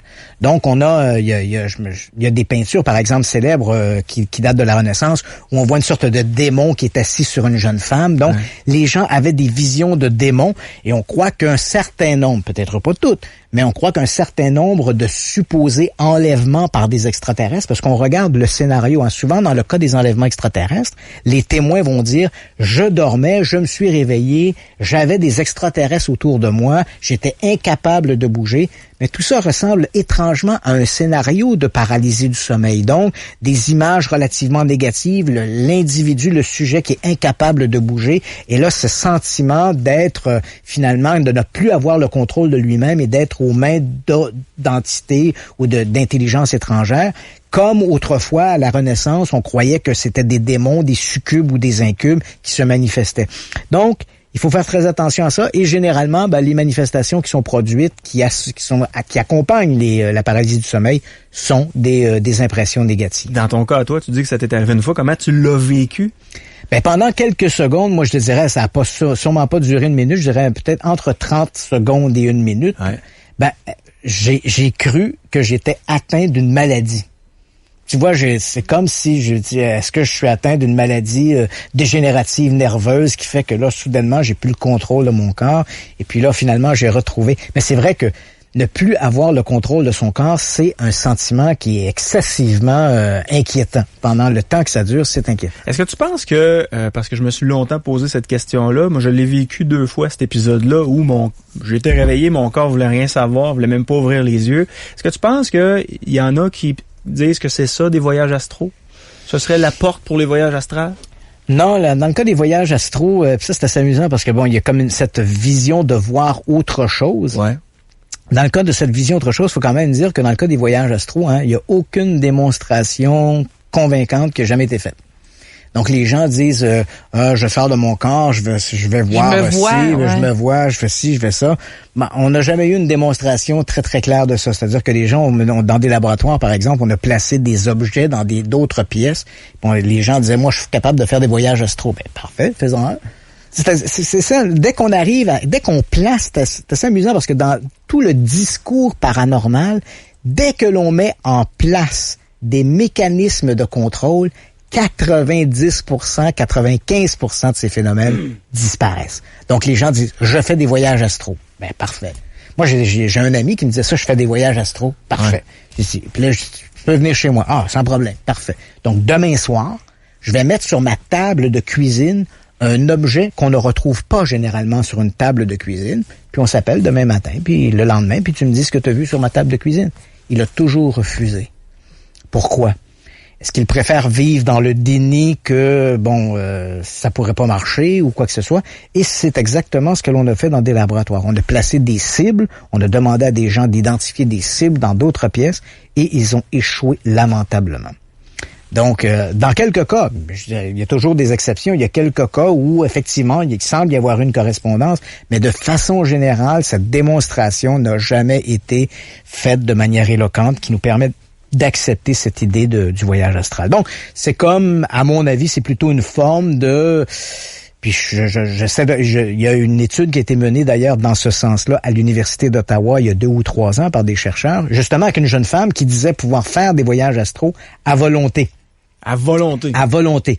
Et quand on lit le rapport de recherche, les 2 scientifiques qui ont planché là-dessus parlent bien d'hallucinations. Donc cette jeune femme-là avait des hallucinations qu'elle croyait être le reflet d'une réalité. Mais évidemment, ces cibles-là, on démontrait très clairement que dans une tentative d'une démonstration éloquente, elle n'a jamais été en mesure d'identifier les cibles en question. Donc, c'est un mécanisme, je dirais, d'état modifié de conscience où la personne a des images, elle associe ces images à une réalité, mais entre cette réalité-là qu'elle perçoive, que ces gens-là perçoivent, et la réalité factuelle, il y a un monde entre les deux. Christian, juste avant de faire la pause, est-ce que tu as des conférences qui s'en viennent à Québec, à Montréal?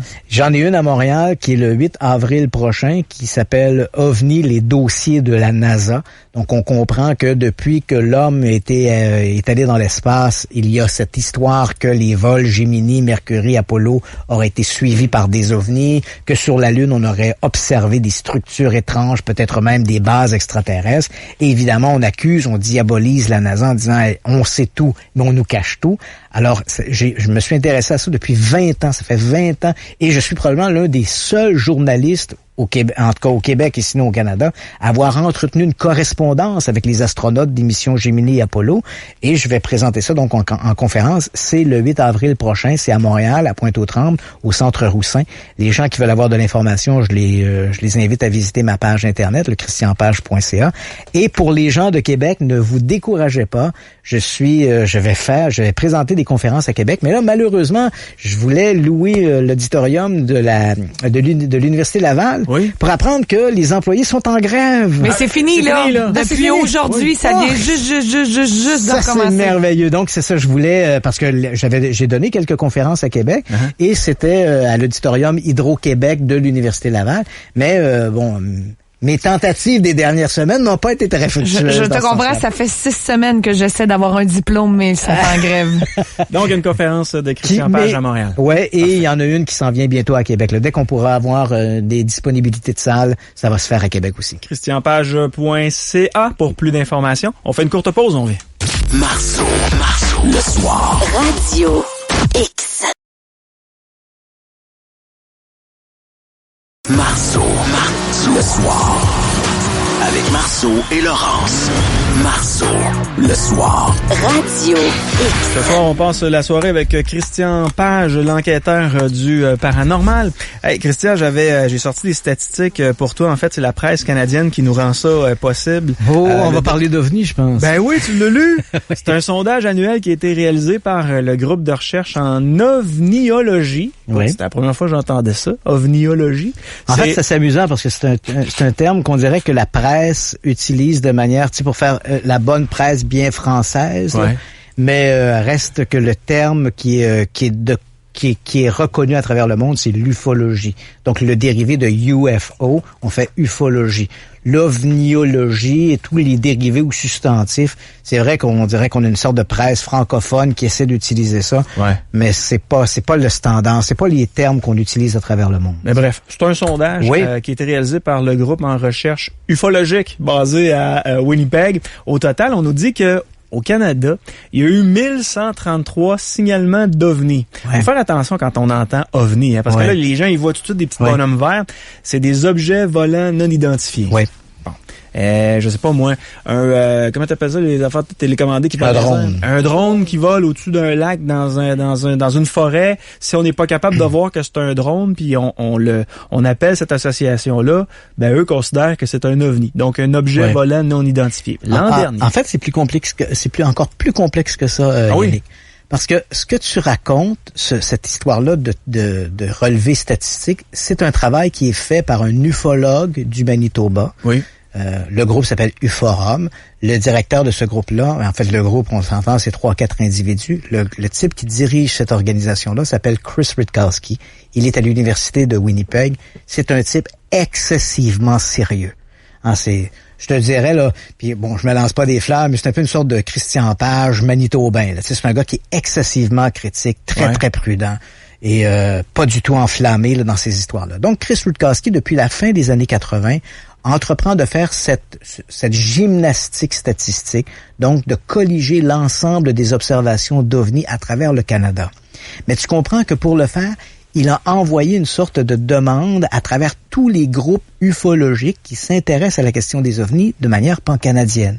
Ces groupements-là, faut pas se le cacher, ce sont tous des groupes amateurs, parce qu'on n'a pas ça au Canada. On n'a aucun groupe étatique, donc financé par le gouvernement professionnel. On n'a pas ça. On n'a pas de Men in Black. Non, on a tous, ce ne sont que des groupes d'amateurs. Ouais. Ces groupes d'amateurs sont évidemment d'une qualité qui varie d'un groupe à l'autre.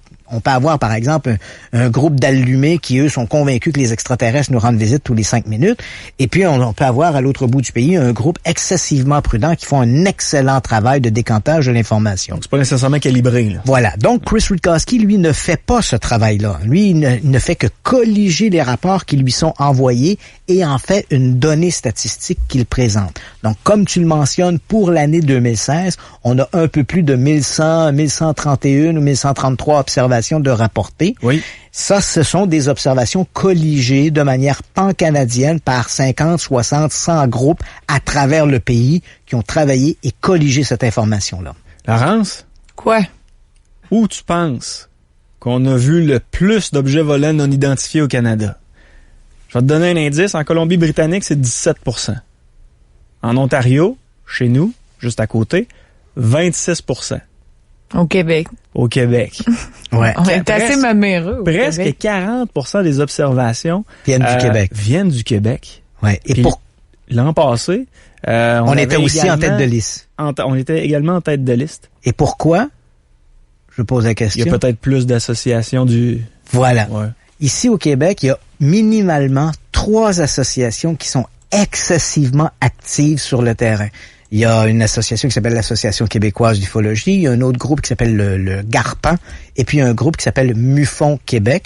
MUFON, probablement que ça te rappelle peut-être l'émission Hangar 1 qu'on présente à la télévision. MUFON est une organisation, à un moment donné, elle a perdu un peu des plumes au fil des ans, mais l'organisation a été créée en 1967. C'était une organisation locale. Et puis en 1969, le MUFON est devenu une association nationale aux États-Unis. Une association, on s'entend bien, une association amateur. C'est pas quelque chose qui était financé par l'État.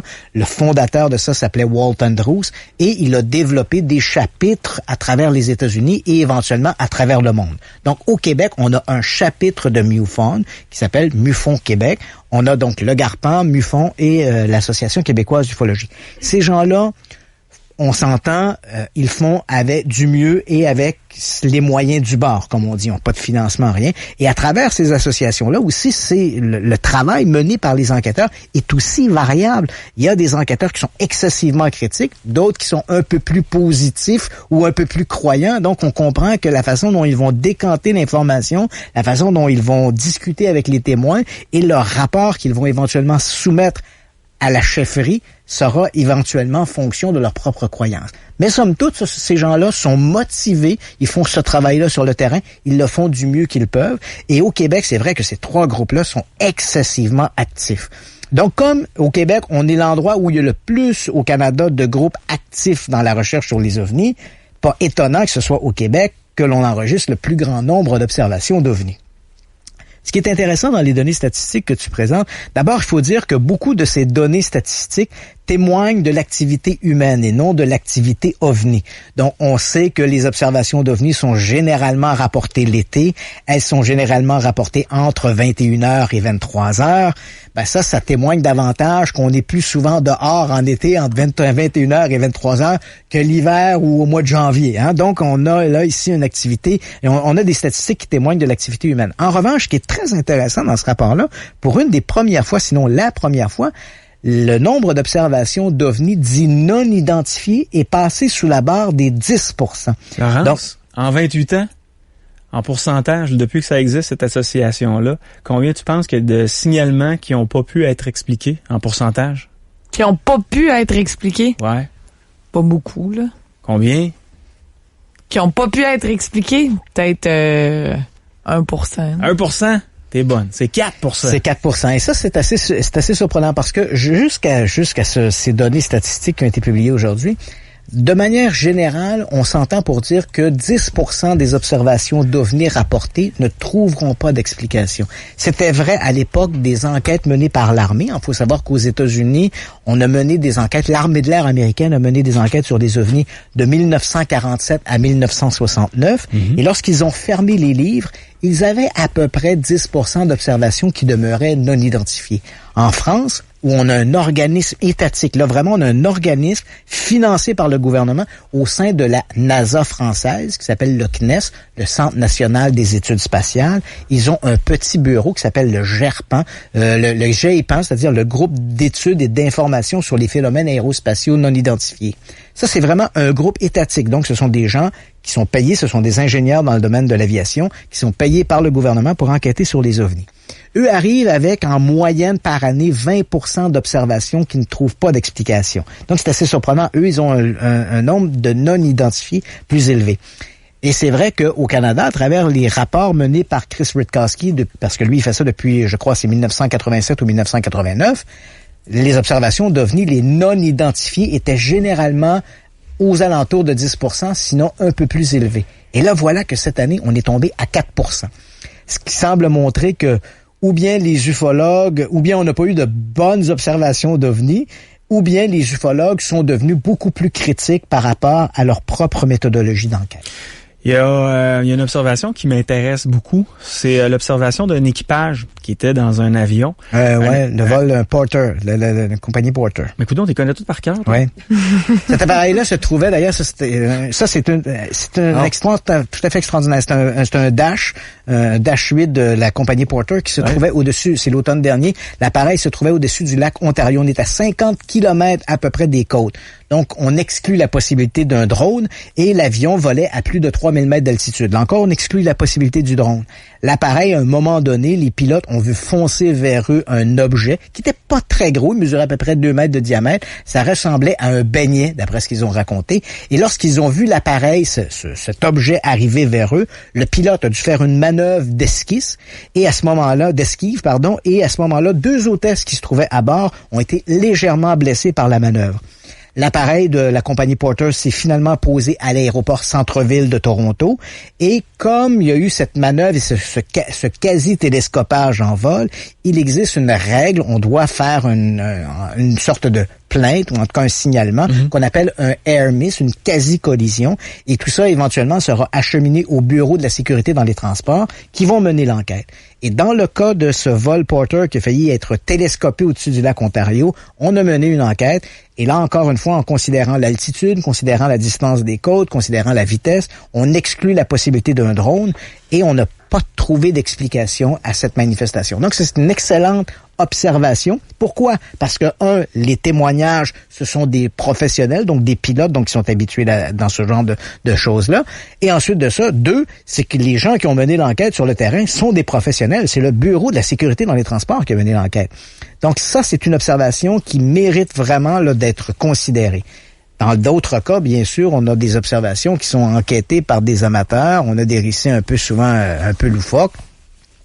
Là, il faut prendre ça avec un grain de sel. Mais le cas de l'observation du dash de la compagnie Porter, ça, c'est vraiment une très, très bonne observation. Parce qu'en avant, il y a 2 pilotes, là. Donc, les 2 pilotes l'ont vu. Les 2 pilotes l'ont vu et quand tu dis qu'ils ont fait une manœuvre pour échapper au télescopage, entraînant, là, des blessures mineures, on s'entend, là, un torticolis puis un poignet foulé, mais quand même, ces 2 hôtesses qui se sont retrouvées un peu, comme on dit, cul par-dessus tête dans les coursiers de l'appareil. Et tout ça pour esquiver cet objet qui fonçait sur eux. Toujours selon un rapport, Laurence. Sur l'île du Prince-Édouard, on a rapporté qu'il y a un extraterrestre blanc, mince, de 2 mètres avec de longs doigts, qui est vêtu d'un habit noir, qui a parlé à un homme dans sa chambre avant de quitter. Et quand il a quitté, il a passé au travers un mur. Ah. Ça, c'est un peu moins impressionnant, là. Ça s'explique peut-être par ça arrive la prise de drogue. Ouais, ça arrive souvent dans... Les patates étaient bonnes à l'île du Prince-Édouard. Un homme de Lanaudière. Lanaudière, c'est pas loin. Un homme de Lanaudière qui a raconté avoir été transporté dans un champ et plongé dans une baignoire, tiens donc, où il était entouré de 3 créatures humanoïdes vertes aux grands yeux qui communiquaient avec lui par télépathie. Tu sais, quand on parlait qu'il y a des récits un peu plus loufoques, nanou, hein? Oui, dans le temps. Ouais, c'est ça. Bon, t'as des récits comme ceux-là, on en a plein. Donc, c'est souvent un peu la difficulté parce que t'as des récits qui sont rapportés par des gens qui sont excessivement sérieux. On pense par exemple à ces pilotes de la compagnie Porter. Et puis d'un autre côté, t'as des gens qui te racontent des histoires où, évidemment, tu peux te questionner sur disons, la qualité mentale, la santé mentale de ces gens-là. Tu te racontes un truc comme celui-là, je vais pas dire qu'on remet fondamentalement leur témoignage en question, mais c'est sûr qu'avant d'adhérer à un récit comme celui-là, ça demande de très sérieuses preuves. Je vois pas du tout de quoi tu parles. Je te dirais, je te parlerai de la dernière histoire qui nous est rapportée par la presse canadienne. Un homme de Tecumseh, en Ontario, qui a rapporté qu'un extraterrestre lui a volé ses lunettes de soleil ainsi que sa ceinture, tandis qu'un individu de Rimouski, lui, dit qu'il a fait un signalement indiquant qu'il a été contacté par les extraterrestres. Ouais. Ça, c'est le genre d'histoire qui leur est rapporté constamment. Ouais, c'est ça. Donc, éventuellement, tu sais, moi, dans les années 80, 90, j'ai dirigé des groupes d'enquête sur les ovnis. Des récits comme ceux-là, on en avait. Je te dirais pas qu'on a porté beaucoup d'attention à ce genre de récits-là. On les accueillait. Je pense que la bonne méthode pour un enquêteur, d'abord, c'est l'accueil bienveillant. C'est-à-dire, les gens ont des choses à raconter, écoutons ce qu'ils ont à nous dire. Et ensuite, bien sûr, le doute systématique et des histoires comme celle-là, ben évidemment, on les classait sans trop donner de suite à ce genre de récits-là. Est-ce que des hallucinations de groupe, ça existe? Non. Donc ça, l'hallucination de groupe, là, c'est un peu de la foutaise. Donc ça, l'hallucination collective où 500 personnes, il peut y avoir des mouvements d'hystérie collective, mais des mouvements d'hallucination collective jusqu'à maintenant, même si ça a été rapporté dans la presse. Quand je dis dans la presse, je veux dire dans la littérature. Très souvent, les gens qui ont évoqué l'idée d'une hallucination collective essayaient de justifier un phénomène qu'on n'arrivait pas à expliquer. Je me rappelle, par exemple, l'un des événements souvent associés à l'hallucination collective, c'est les apparitions de Fatima. Qui ont eu lieu au Portugal en 1900, si ma mémoire est bonne, je pense en 1917. Et à ce moment-là, comme on n'arrivait pas trop à expliquer, puis on refusait un peu d'imaginer que la Vierge avait pu apparaître et faire tomber des pétales de rose un peu partout sur la population, on s'est dit il doit s'agir d'une hallucination collective. Mais en fait, l'hallucination collective, de manière objective, n'a jamais été démontrée. On n'a jamais démontré que des gens, 50, 100 ou 500 personnes, pouvaient observer un phénomène qui n'existe pas. Donc, ce qui s'est passé sur l'hôtel Bonaventure? Ce qui s'est passé sur l'hôtel Bonaventure n'est pas une hallucination collective, mais ça ne veut pas dire que c'est forcément un objet volant venu d'une autre planète. D'ailleurs, quand je te disais tantôt que je n'hésitais jamais à faire un mea culpa, tu vois, moi, j'ai été impliqué dans cette histoire-là. Donc, en 90, lorsque le phénomène s'est produit, c'était le 7 novembre 1990, le phénomène, je rappelle pour les gens qui nous écoutent, qui savent pas de quoi exactement on parle, on est le 7 novembre 90 au centre-ville de Montréal, donc l'hôtel Hilton Bonaventure, qui aujourd'hui s'appelle uniquement l'hôtel Bonaventure. Donc, il y a là une piscine que l'on peut utiliser à l'année longue. Donc, ce 7 novembre, il y a des gens, des usagers de l'hôtel qui se baignent et voient une sorte de couronne lumineuse dans le ciel. Ils vont en informer la direction, qui éventuellement, on va informer la sécurité.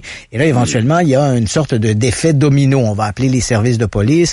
Les policiers de Montréal vont se rendre sur place. Eux, au moment où ils arrivent, ils s'attendent à faire un relevé d'observation. Mais au moment où ils arrivent, le phénomène est toujours bien visible dans le ciel. Ils l'observent. Et éventuellement, ils vont contacter la Gendarmerie royale du Canada, qui va envoyer un enquêteur sur place. Et donc là, tout ce beau monde vont voir ce phénomène. Et au fur et à mesure que descend sur Montréal une importante couche nuageuse, ce phénomène va devenir de moins en moins visible. Il est visiblement comme avalé par les nuages qui descendent.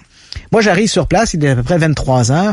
On ne voit plus la couronne lumineuse, mais on voit des faisceaux de lumière à travers le nuage qui montrent qu'il y a comme quelque chose au-delà des nuages que l'on ne voit plus. Il y aurait éventuellement une enquête qui sera menée autour de ça, qui sera financé d'ailleurs par un individu, un privé, qui lui a été témoin de la manifestation. Il a dit, c'est un homme d'affaires, il dit, je vais mettre des sous là-dedans. Donc, on a colligé de l'information, les rapports météo, les relevés satellites.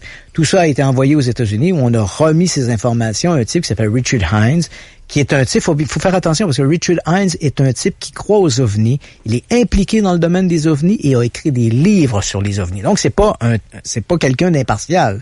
Ce type-là travaille au laboratoire Ames de la NASA en Californie. Il est un spécialiste de l'optique. Donc, on ne remet pas en question ses qualités professionnelles. Spécialiste de l'optique, laboratoire Ames. Il va prendre les données qu'on lui a données, les données télémétriques. Il y a également des photographies qui ont été prises de l'objet par un journaliste de la presse, Marcel Laroche. Il va soumettre les photographies de Marcel Laroche aux mêmes analyses auxquelles on soumet les photographies transmises par les sondes planétaires.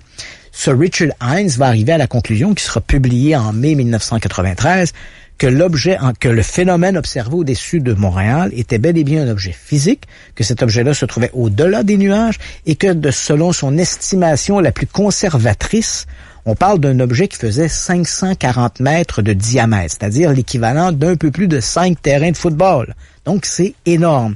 Et cette information est la seule analyse concrète, objective, critique qui a été faite de ce fameux phénomène. Parce qu'évidemment, au lendemain de l'événement, tout le monde y sont allés un peu de leur interprétation. On a, par exemple, Robert Lamontagne qui dirige le télescope du Mont Mégantic et qui est physicien à l'Université de Montréal. Lui, il dit, c'est une aurore boréale. Ben oui, une aurore boréale avec une couverture nuageuse de 4000 pieds d'épaisseur. Ça se voit tous les jours, ça. C'est impressionnant, oui. Pas de problème là-dessus. Un des directeurs de l'Association des sceptiques du Québec à l'époque, un type Claude Lafleur, il dit, c'était la planète Mars. C'est sûr. La planète Mars, ça a l'air d'une couronne lumineuse. Tout le monde sait ça. Oui, donc, tu vois, tout le monde y allait. Il y avait l'ésotérisme Richard Glenn. Je sais pas si tu connais Richard Glenn. L'ésotérisme expérimental. Lui disait c'était des intraterrestres qui avaient déployé un parapluie énergétique sur Montréal. Qu'est-ce qui est devenu, lui, justement, Christian? Qu'est-ce que je suis devenu avec les années? Il est toujours dans le coin de Saint-Hilaire. Il continue à faire des activités, mais évidemment, il est moins populaire aujourd'hui qu'il l'a déjà été. Je pense que j'ai été arrêté aussi pour quelque chose. C'était quelque chose en rapport avec donc, tu vois, tout le monde... les jeunes garçons. Ouais, donc tout le monde y allait un peu avec des explications un peu tirées à gauche, à droite. Mais ces explications, je me rappelle aussi, il y avait Pierre Chastenay. Ça a été vraiment... Oui. Parce que Pierre Chastenay, c'est l'homme par qui le scandale arrive. C'est-à-dire que... C'était avec lui à un moment donné? Oui, parce que dans le cas de Pierre Chastenay, ce qui est malheureux, là, on fait pas ici l'apologie des extraterrestres, des petits bonhommes verts, là. Mais je me rappelle très distinctement, quelques semaines après cet incident de la place Bonaventure, il y avait l'émission. Claire Lamarche avait décidé de faire une émission qui s'intitulait « Croyez-vous aux extraterrestres ?» Et dans cette émission, donc, on avait, je me rappelle, il y avait Lynn Saint-Pierre qui était là. Lynn Saint-Pierre, c'était la sauvetrice, la lifeguard de l'hôtel Bonaventure, qui a été témoin de ce phénomène et qui avait été d'ailleurs à l'origine de l'effet domino. Donc, c'est elle qui parle à la sécurité, qui parle à la police, bon, etc.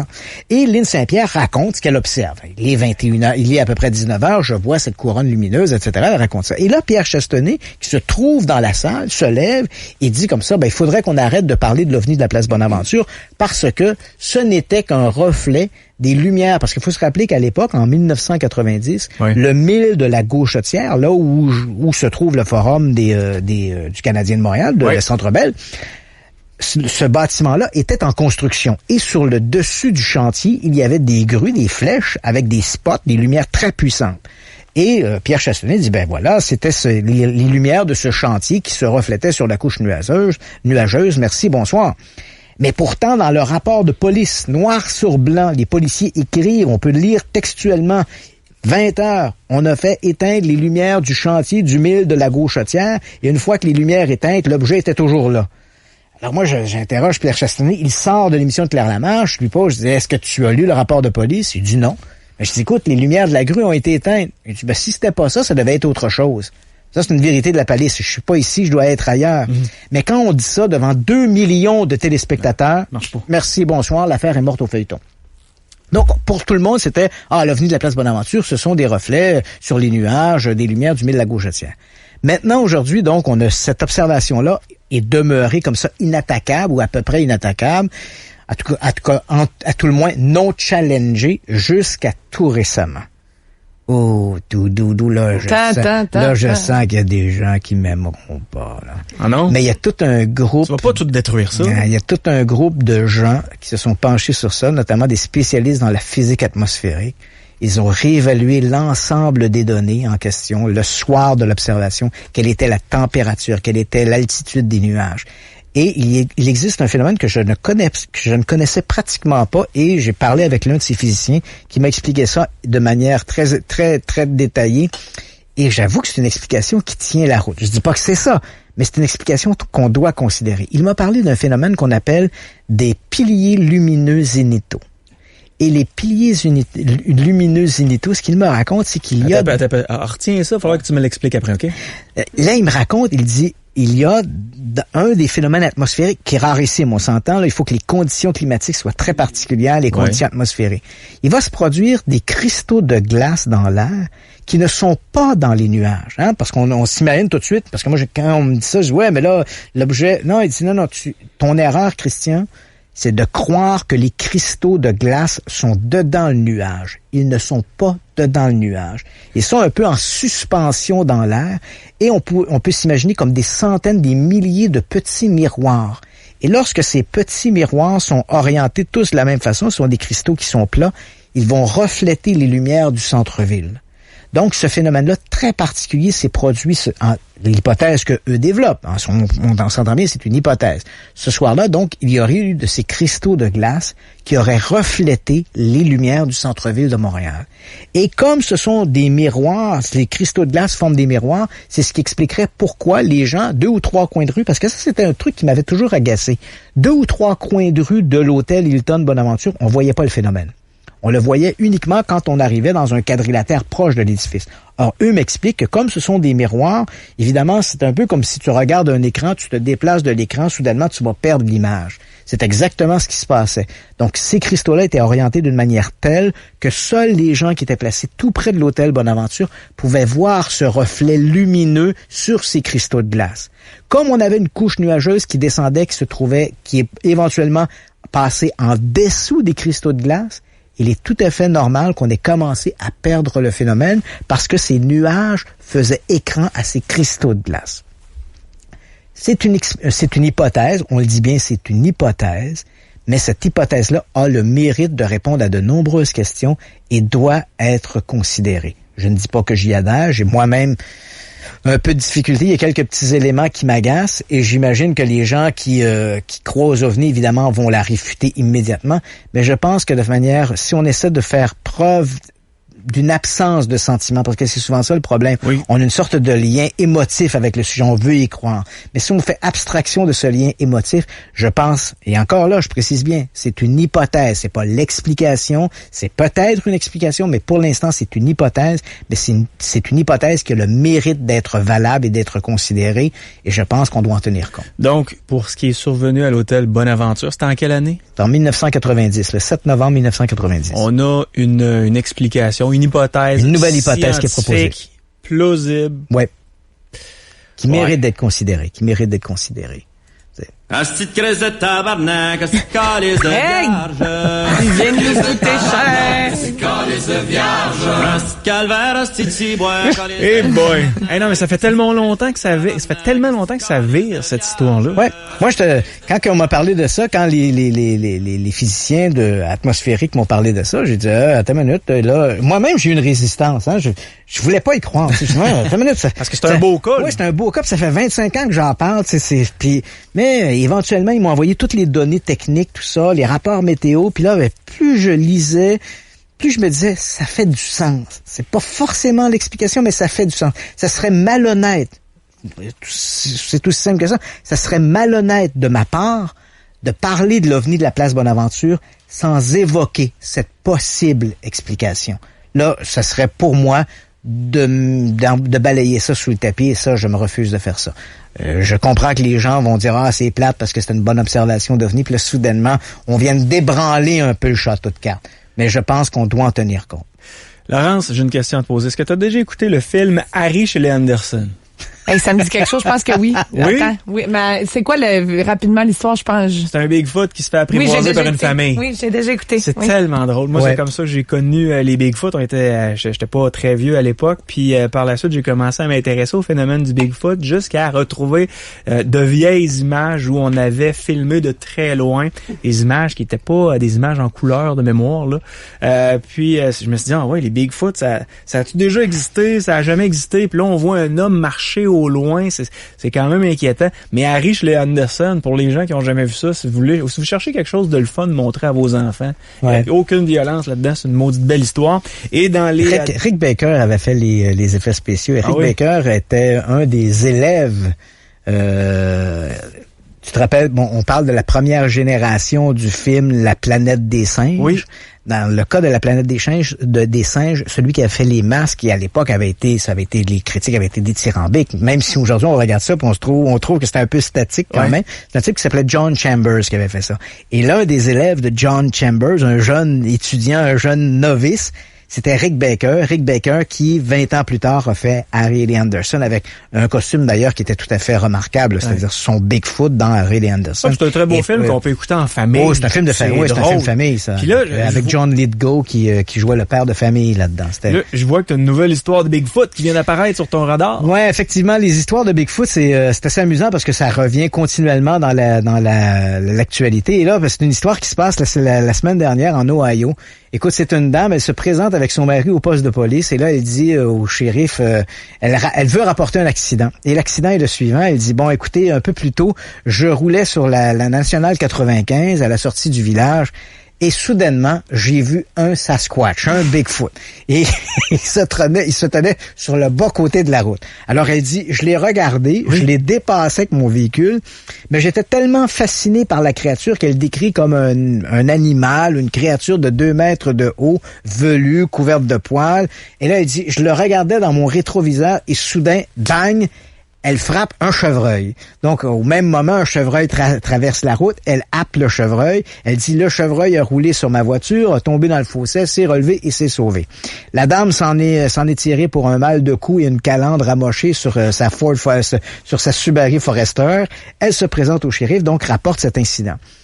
Et éventuellement, le shérif a envoyé quelques hommes sur le terrain. Ils n'ont trouvé bien sûr aucune trace attestant l'existence du Bigfoot. Mais tu vois, c'est une anecdote un peu amusante qu'on retrouve régulièrement dans la presse.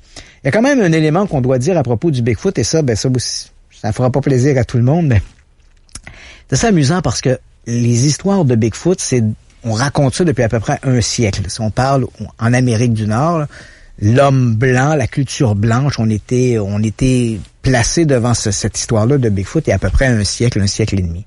Avant ça, on retrouvait de ces créatures-là dans les légendes autochtones qui nous parlaient de géants velus qui vivaient dans la forêt. Et puis donc, depuis un peu plus d'un siècle maintenant, on s'intéresse à ces histoires-là. On a vu des empreintes ou tout ça.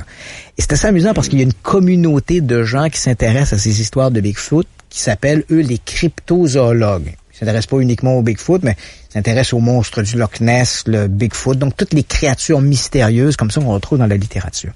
Et ces gens-là se plaignaient toujours, tu sais, la méchante science qu'on veut toujours diaboliser. Donc la méchante science, eux disaient, ces gens-là, nous, on a toutes sortes de preuves matérielles qui prouvent sans l'ombre d'un doute l'existence du Bigfoot ou de son cousin canadien, le Sasquatch, ou de son cousin népalais, le Yeti.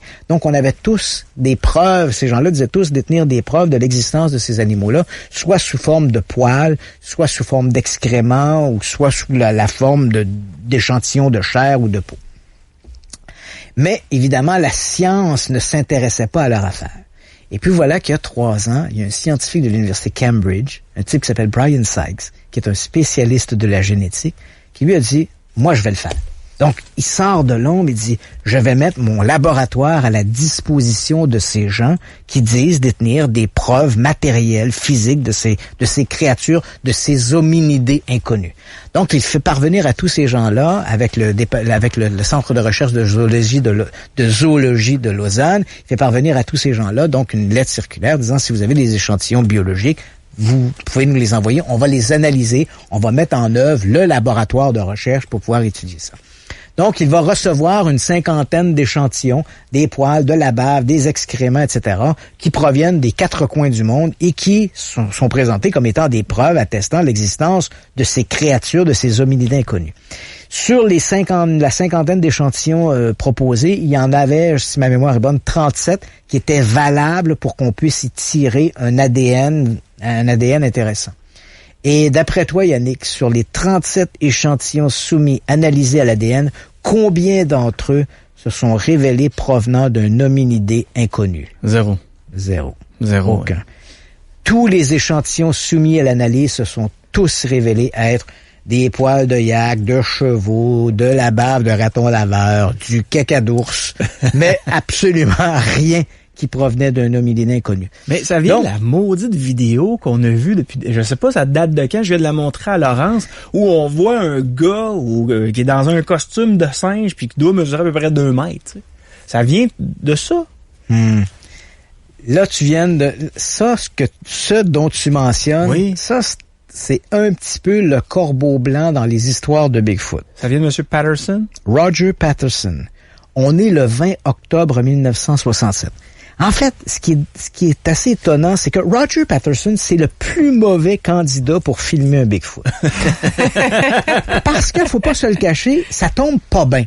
Tu sais, le type en question, c'est un escroc. Ayons pas peur des mots. Le type, il a été impliqué dans toutes sortes de magouilles. Ouais. Dès qu'il y a une pièce à faire, t'es sûr que Roger Patterson est là. C'est un magouilleur, un magouilleur de première.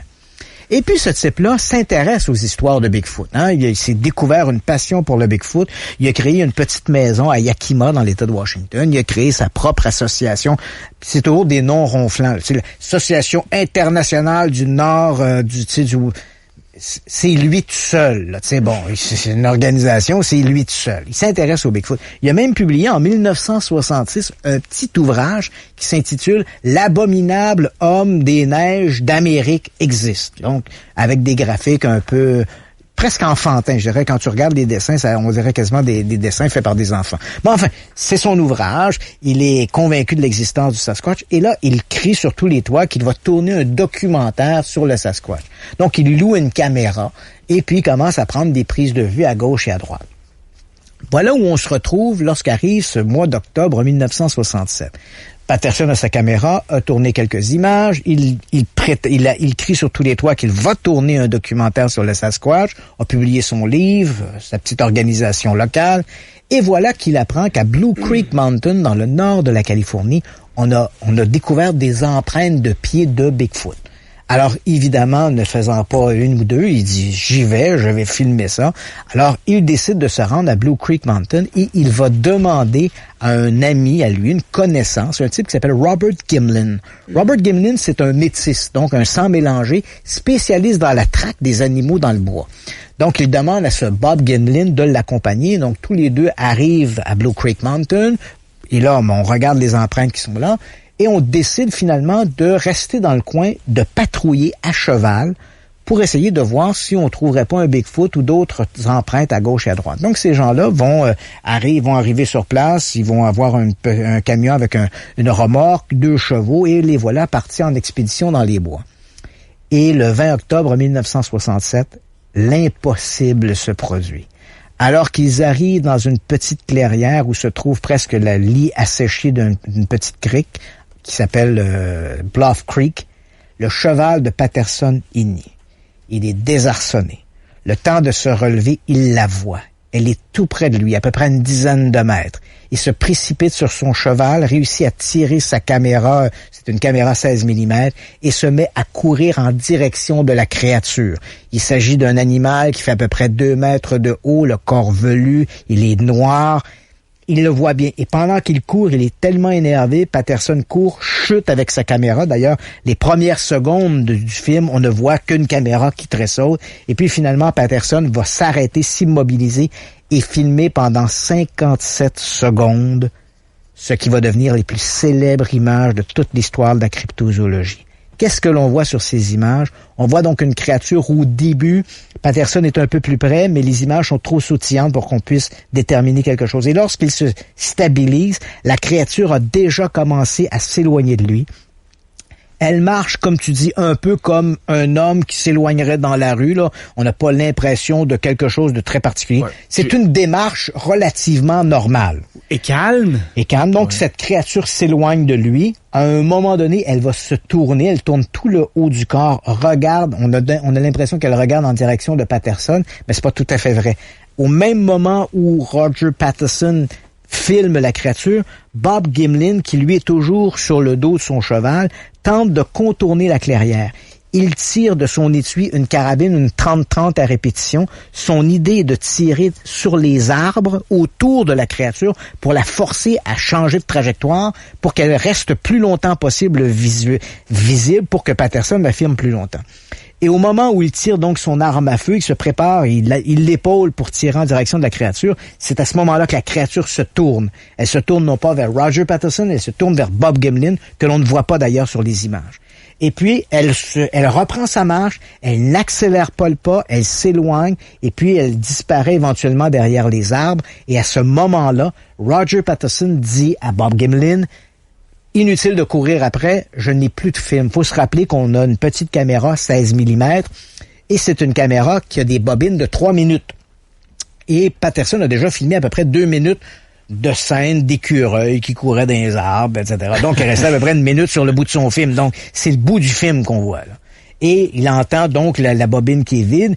Et à ce moment-là, c'est assez compliqué, hein. Il faut prendre la caméra, la placer dans une sorte de sac complètement noir, enlever la bobine de film, la changer. Donc, le temps de faire ça, lorsque les deux hommes reprennent la traque au Sasquatch, ils vont remonter la piste sur à peu près 2 kilomètres. Ils vont trouver des empreintes tout près d'un petit ruisseau, mais c'est tout. La créature semble s'être volatilisée. Ils vont revenir sur le site du film, vont faire des moulages, pied gauche, pied droit de la créature, et le soir même, ils vont se rendre dans un petit village, à Eureka, où ils vont Patterson va contacter son beau-frère, un type qui s'appelle Al Diatley.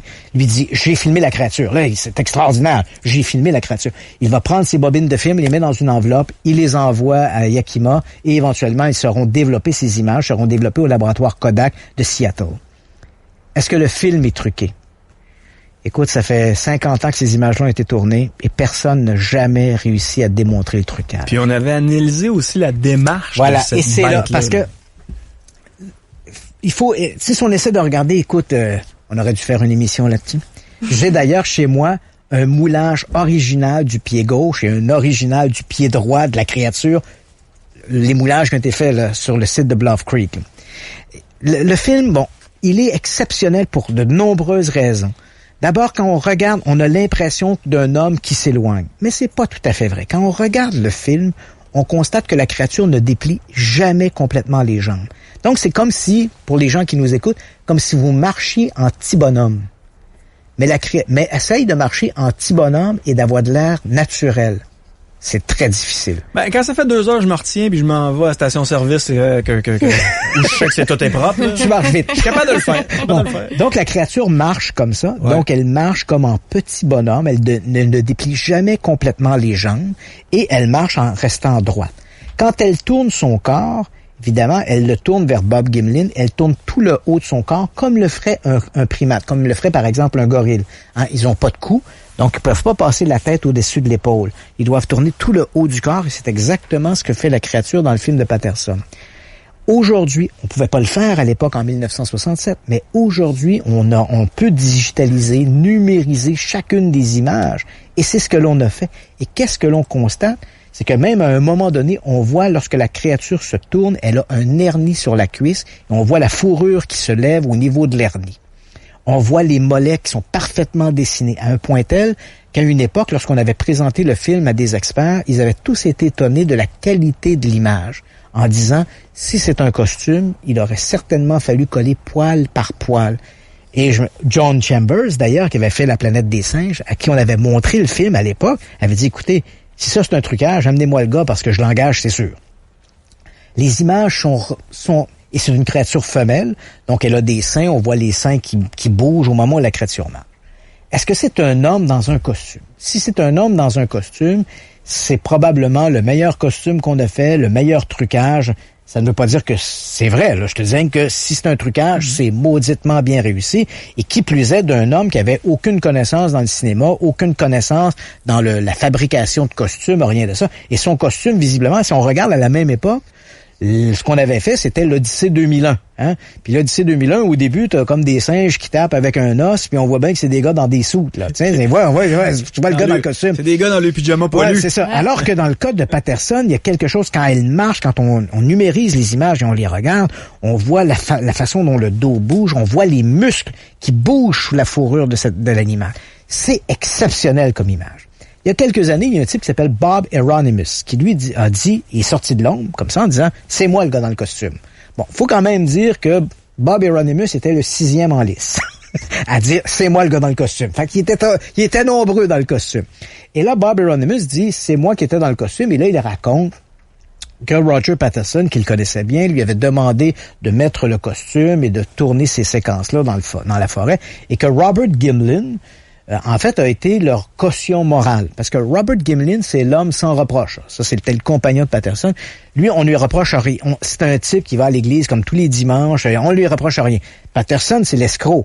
Fait qu'on avait besoin d'une caution morale, et c'est ce que Bob Euronymous dit. Il dit, Bob Gimlin, c'était la caution morale. Mais là, on a plusieurs problèmes. D'abord, la question, c'est pourquoi est-ce que Bob Euronymous est sorti il y a quelques années pour raconter ça, alors que Roger Patterson est mort en 1972?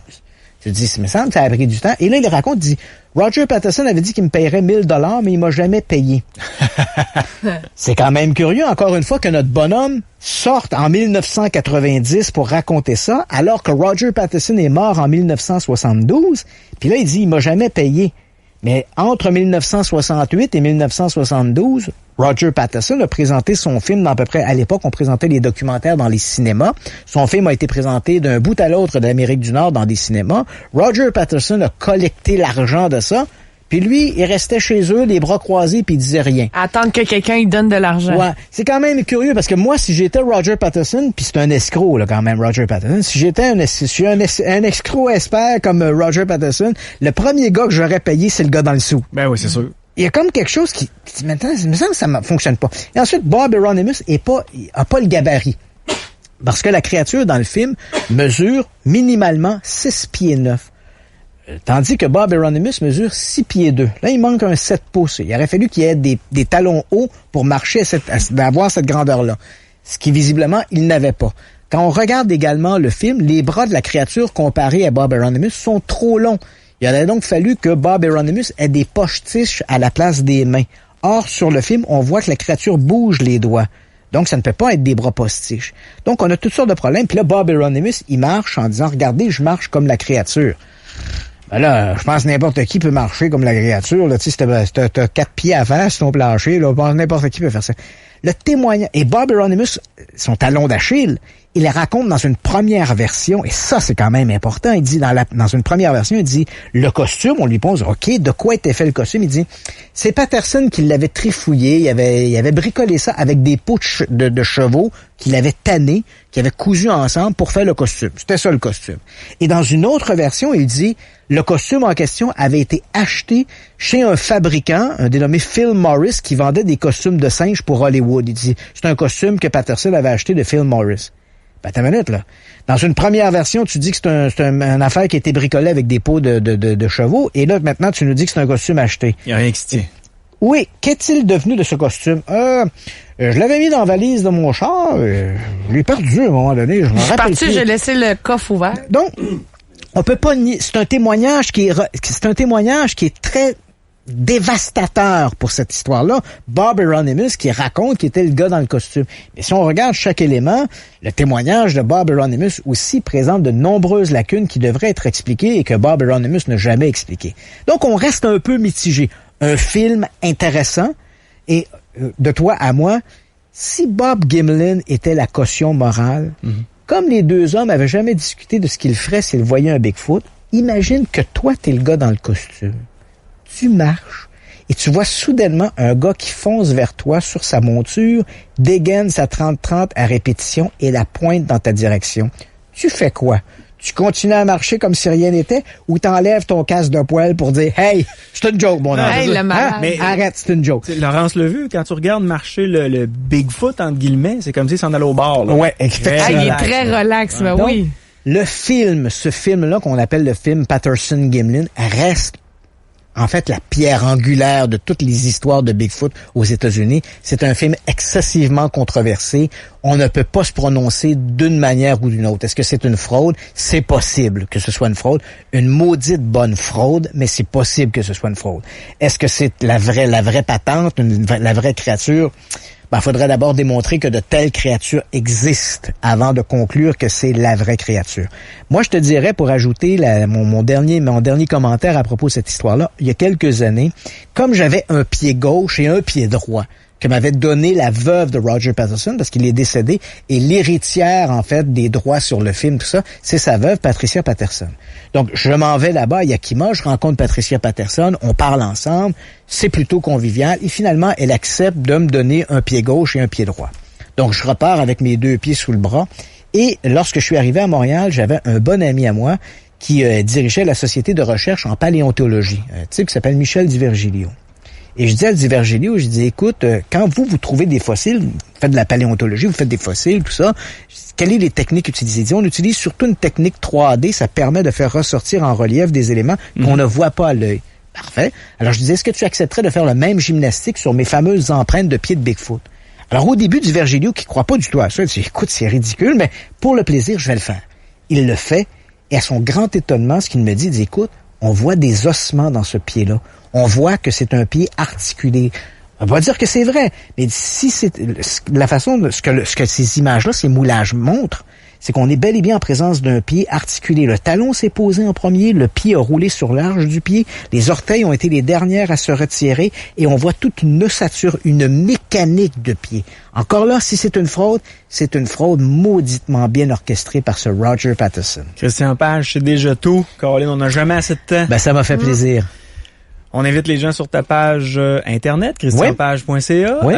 Pour ceux qui veulent aller faire un tour à Montréal pour aller voir ta conférence, c'est quand exactement? C'est le 8 avril prochain à 19h30 au Centre Roussin. C'est à Pointe-aux-Trembles à Montréal. Toutes les informations sont sur ma page web et ça s'en vient bientôt pour Québec. Je te le promets. Bonne fin de soirée, Laurence. À toi aussi.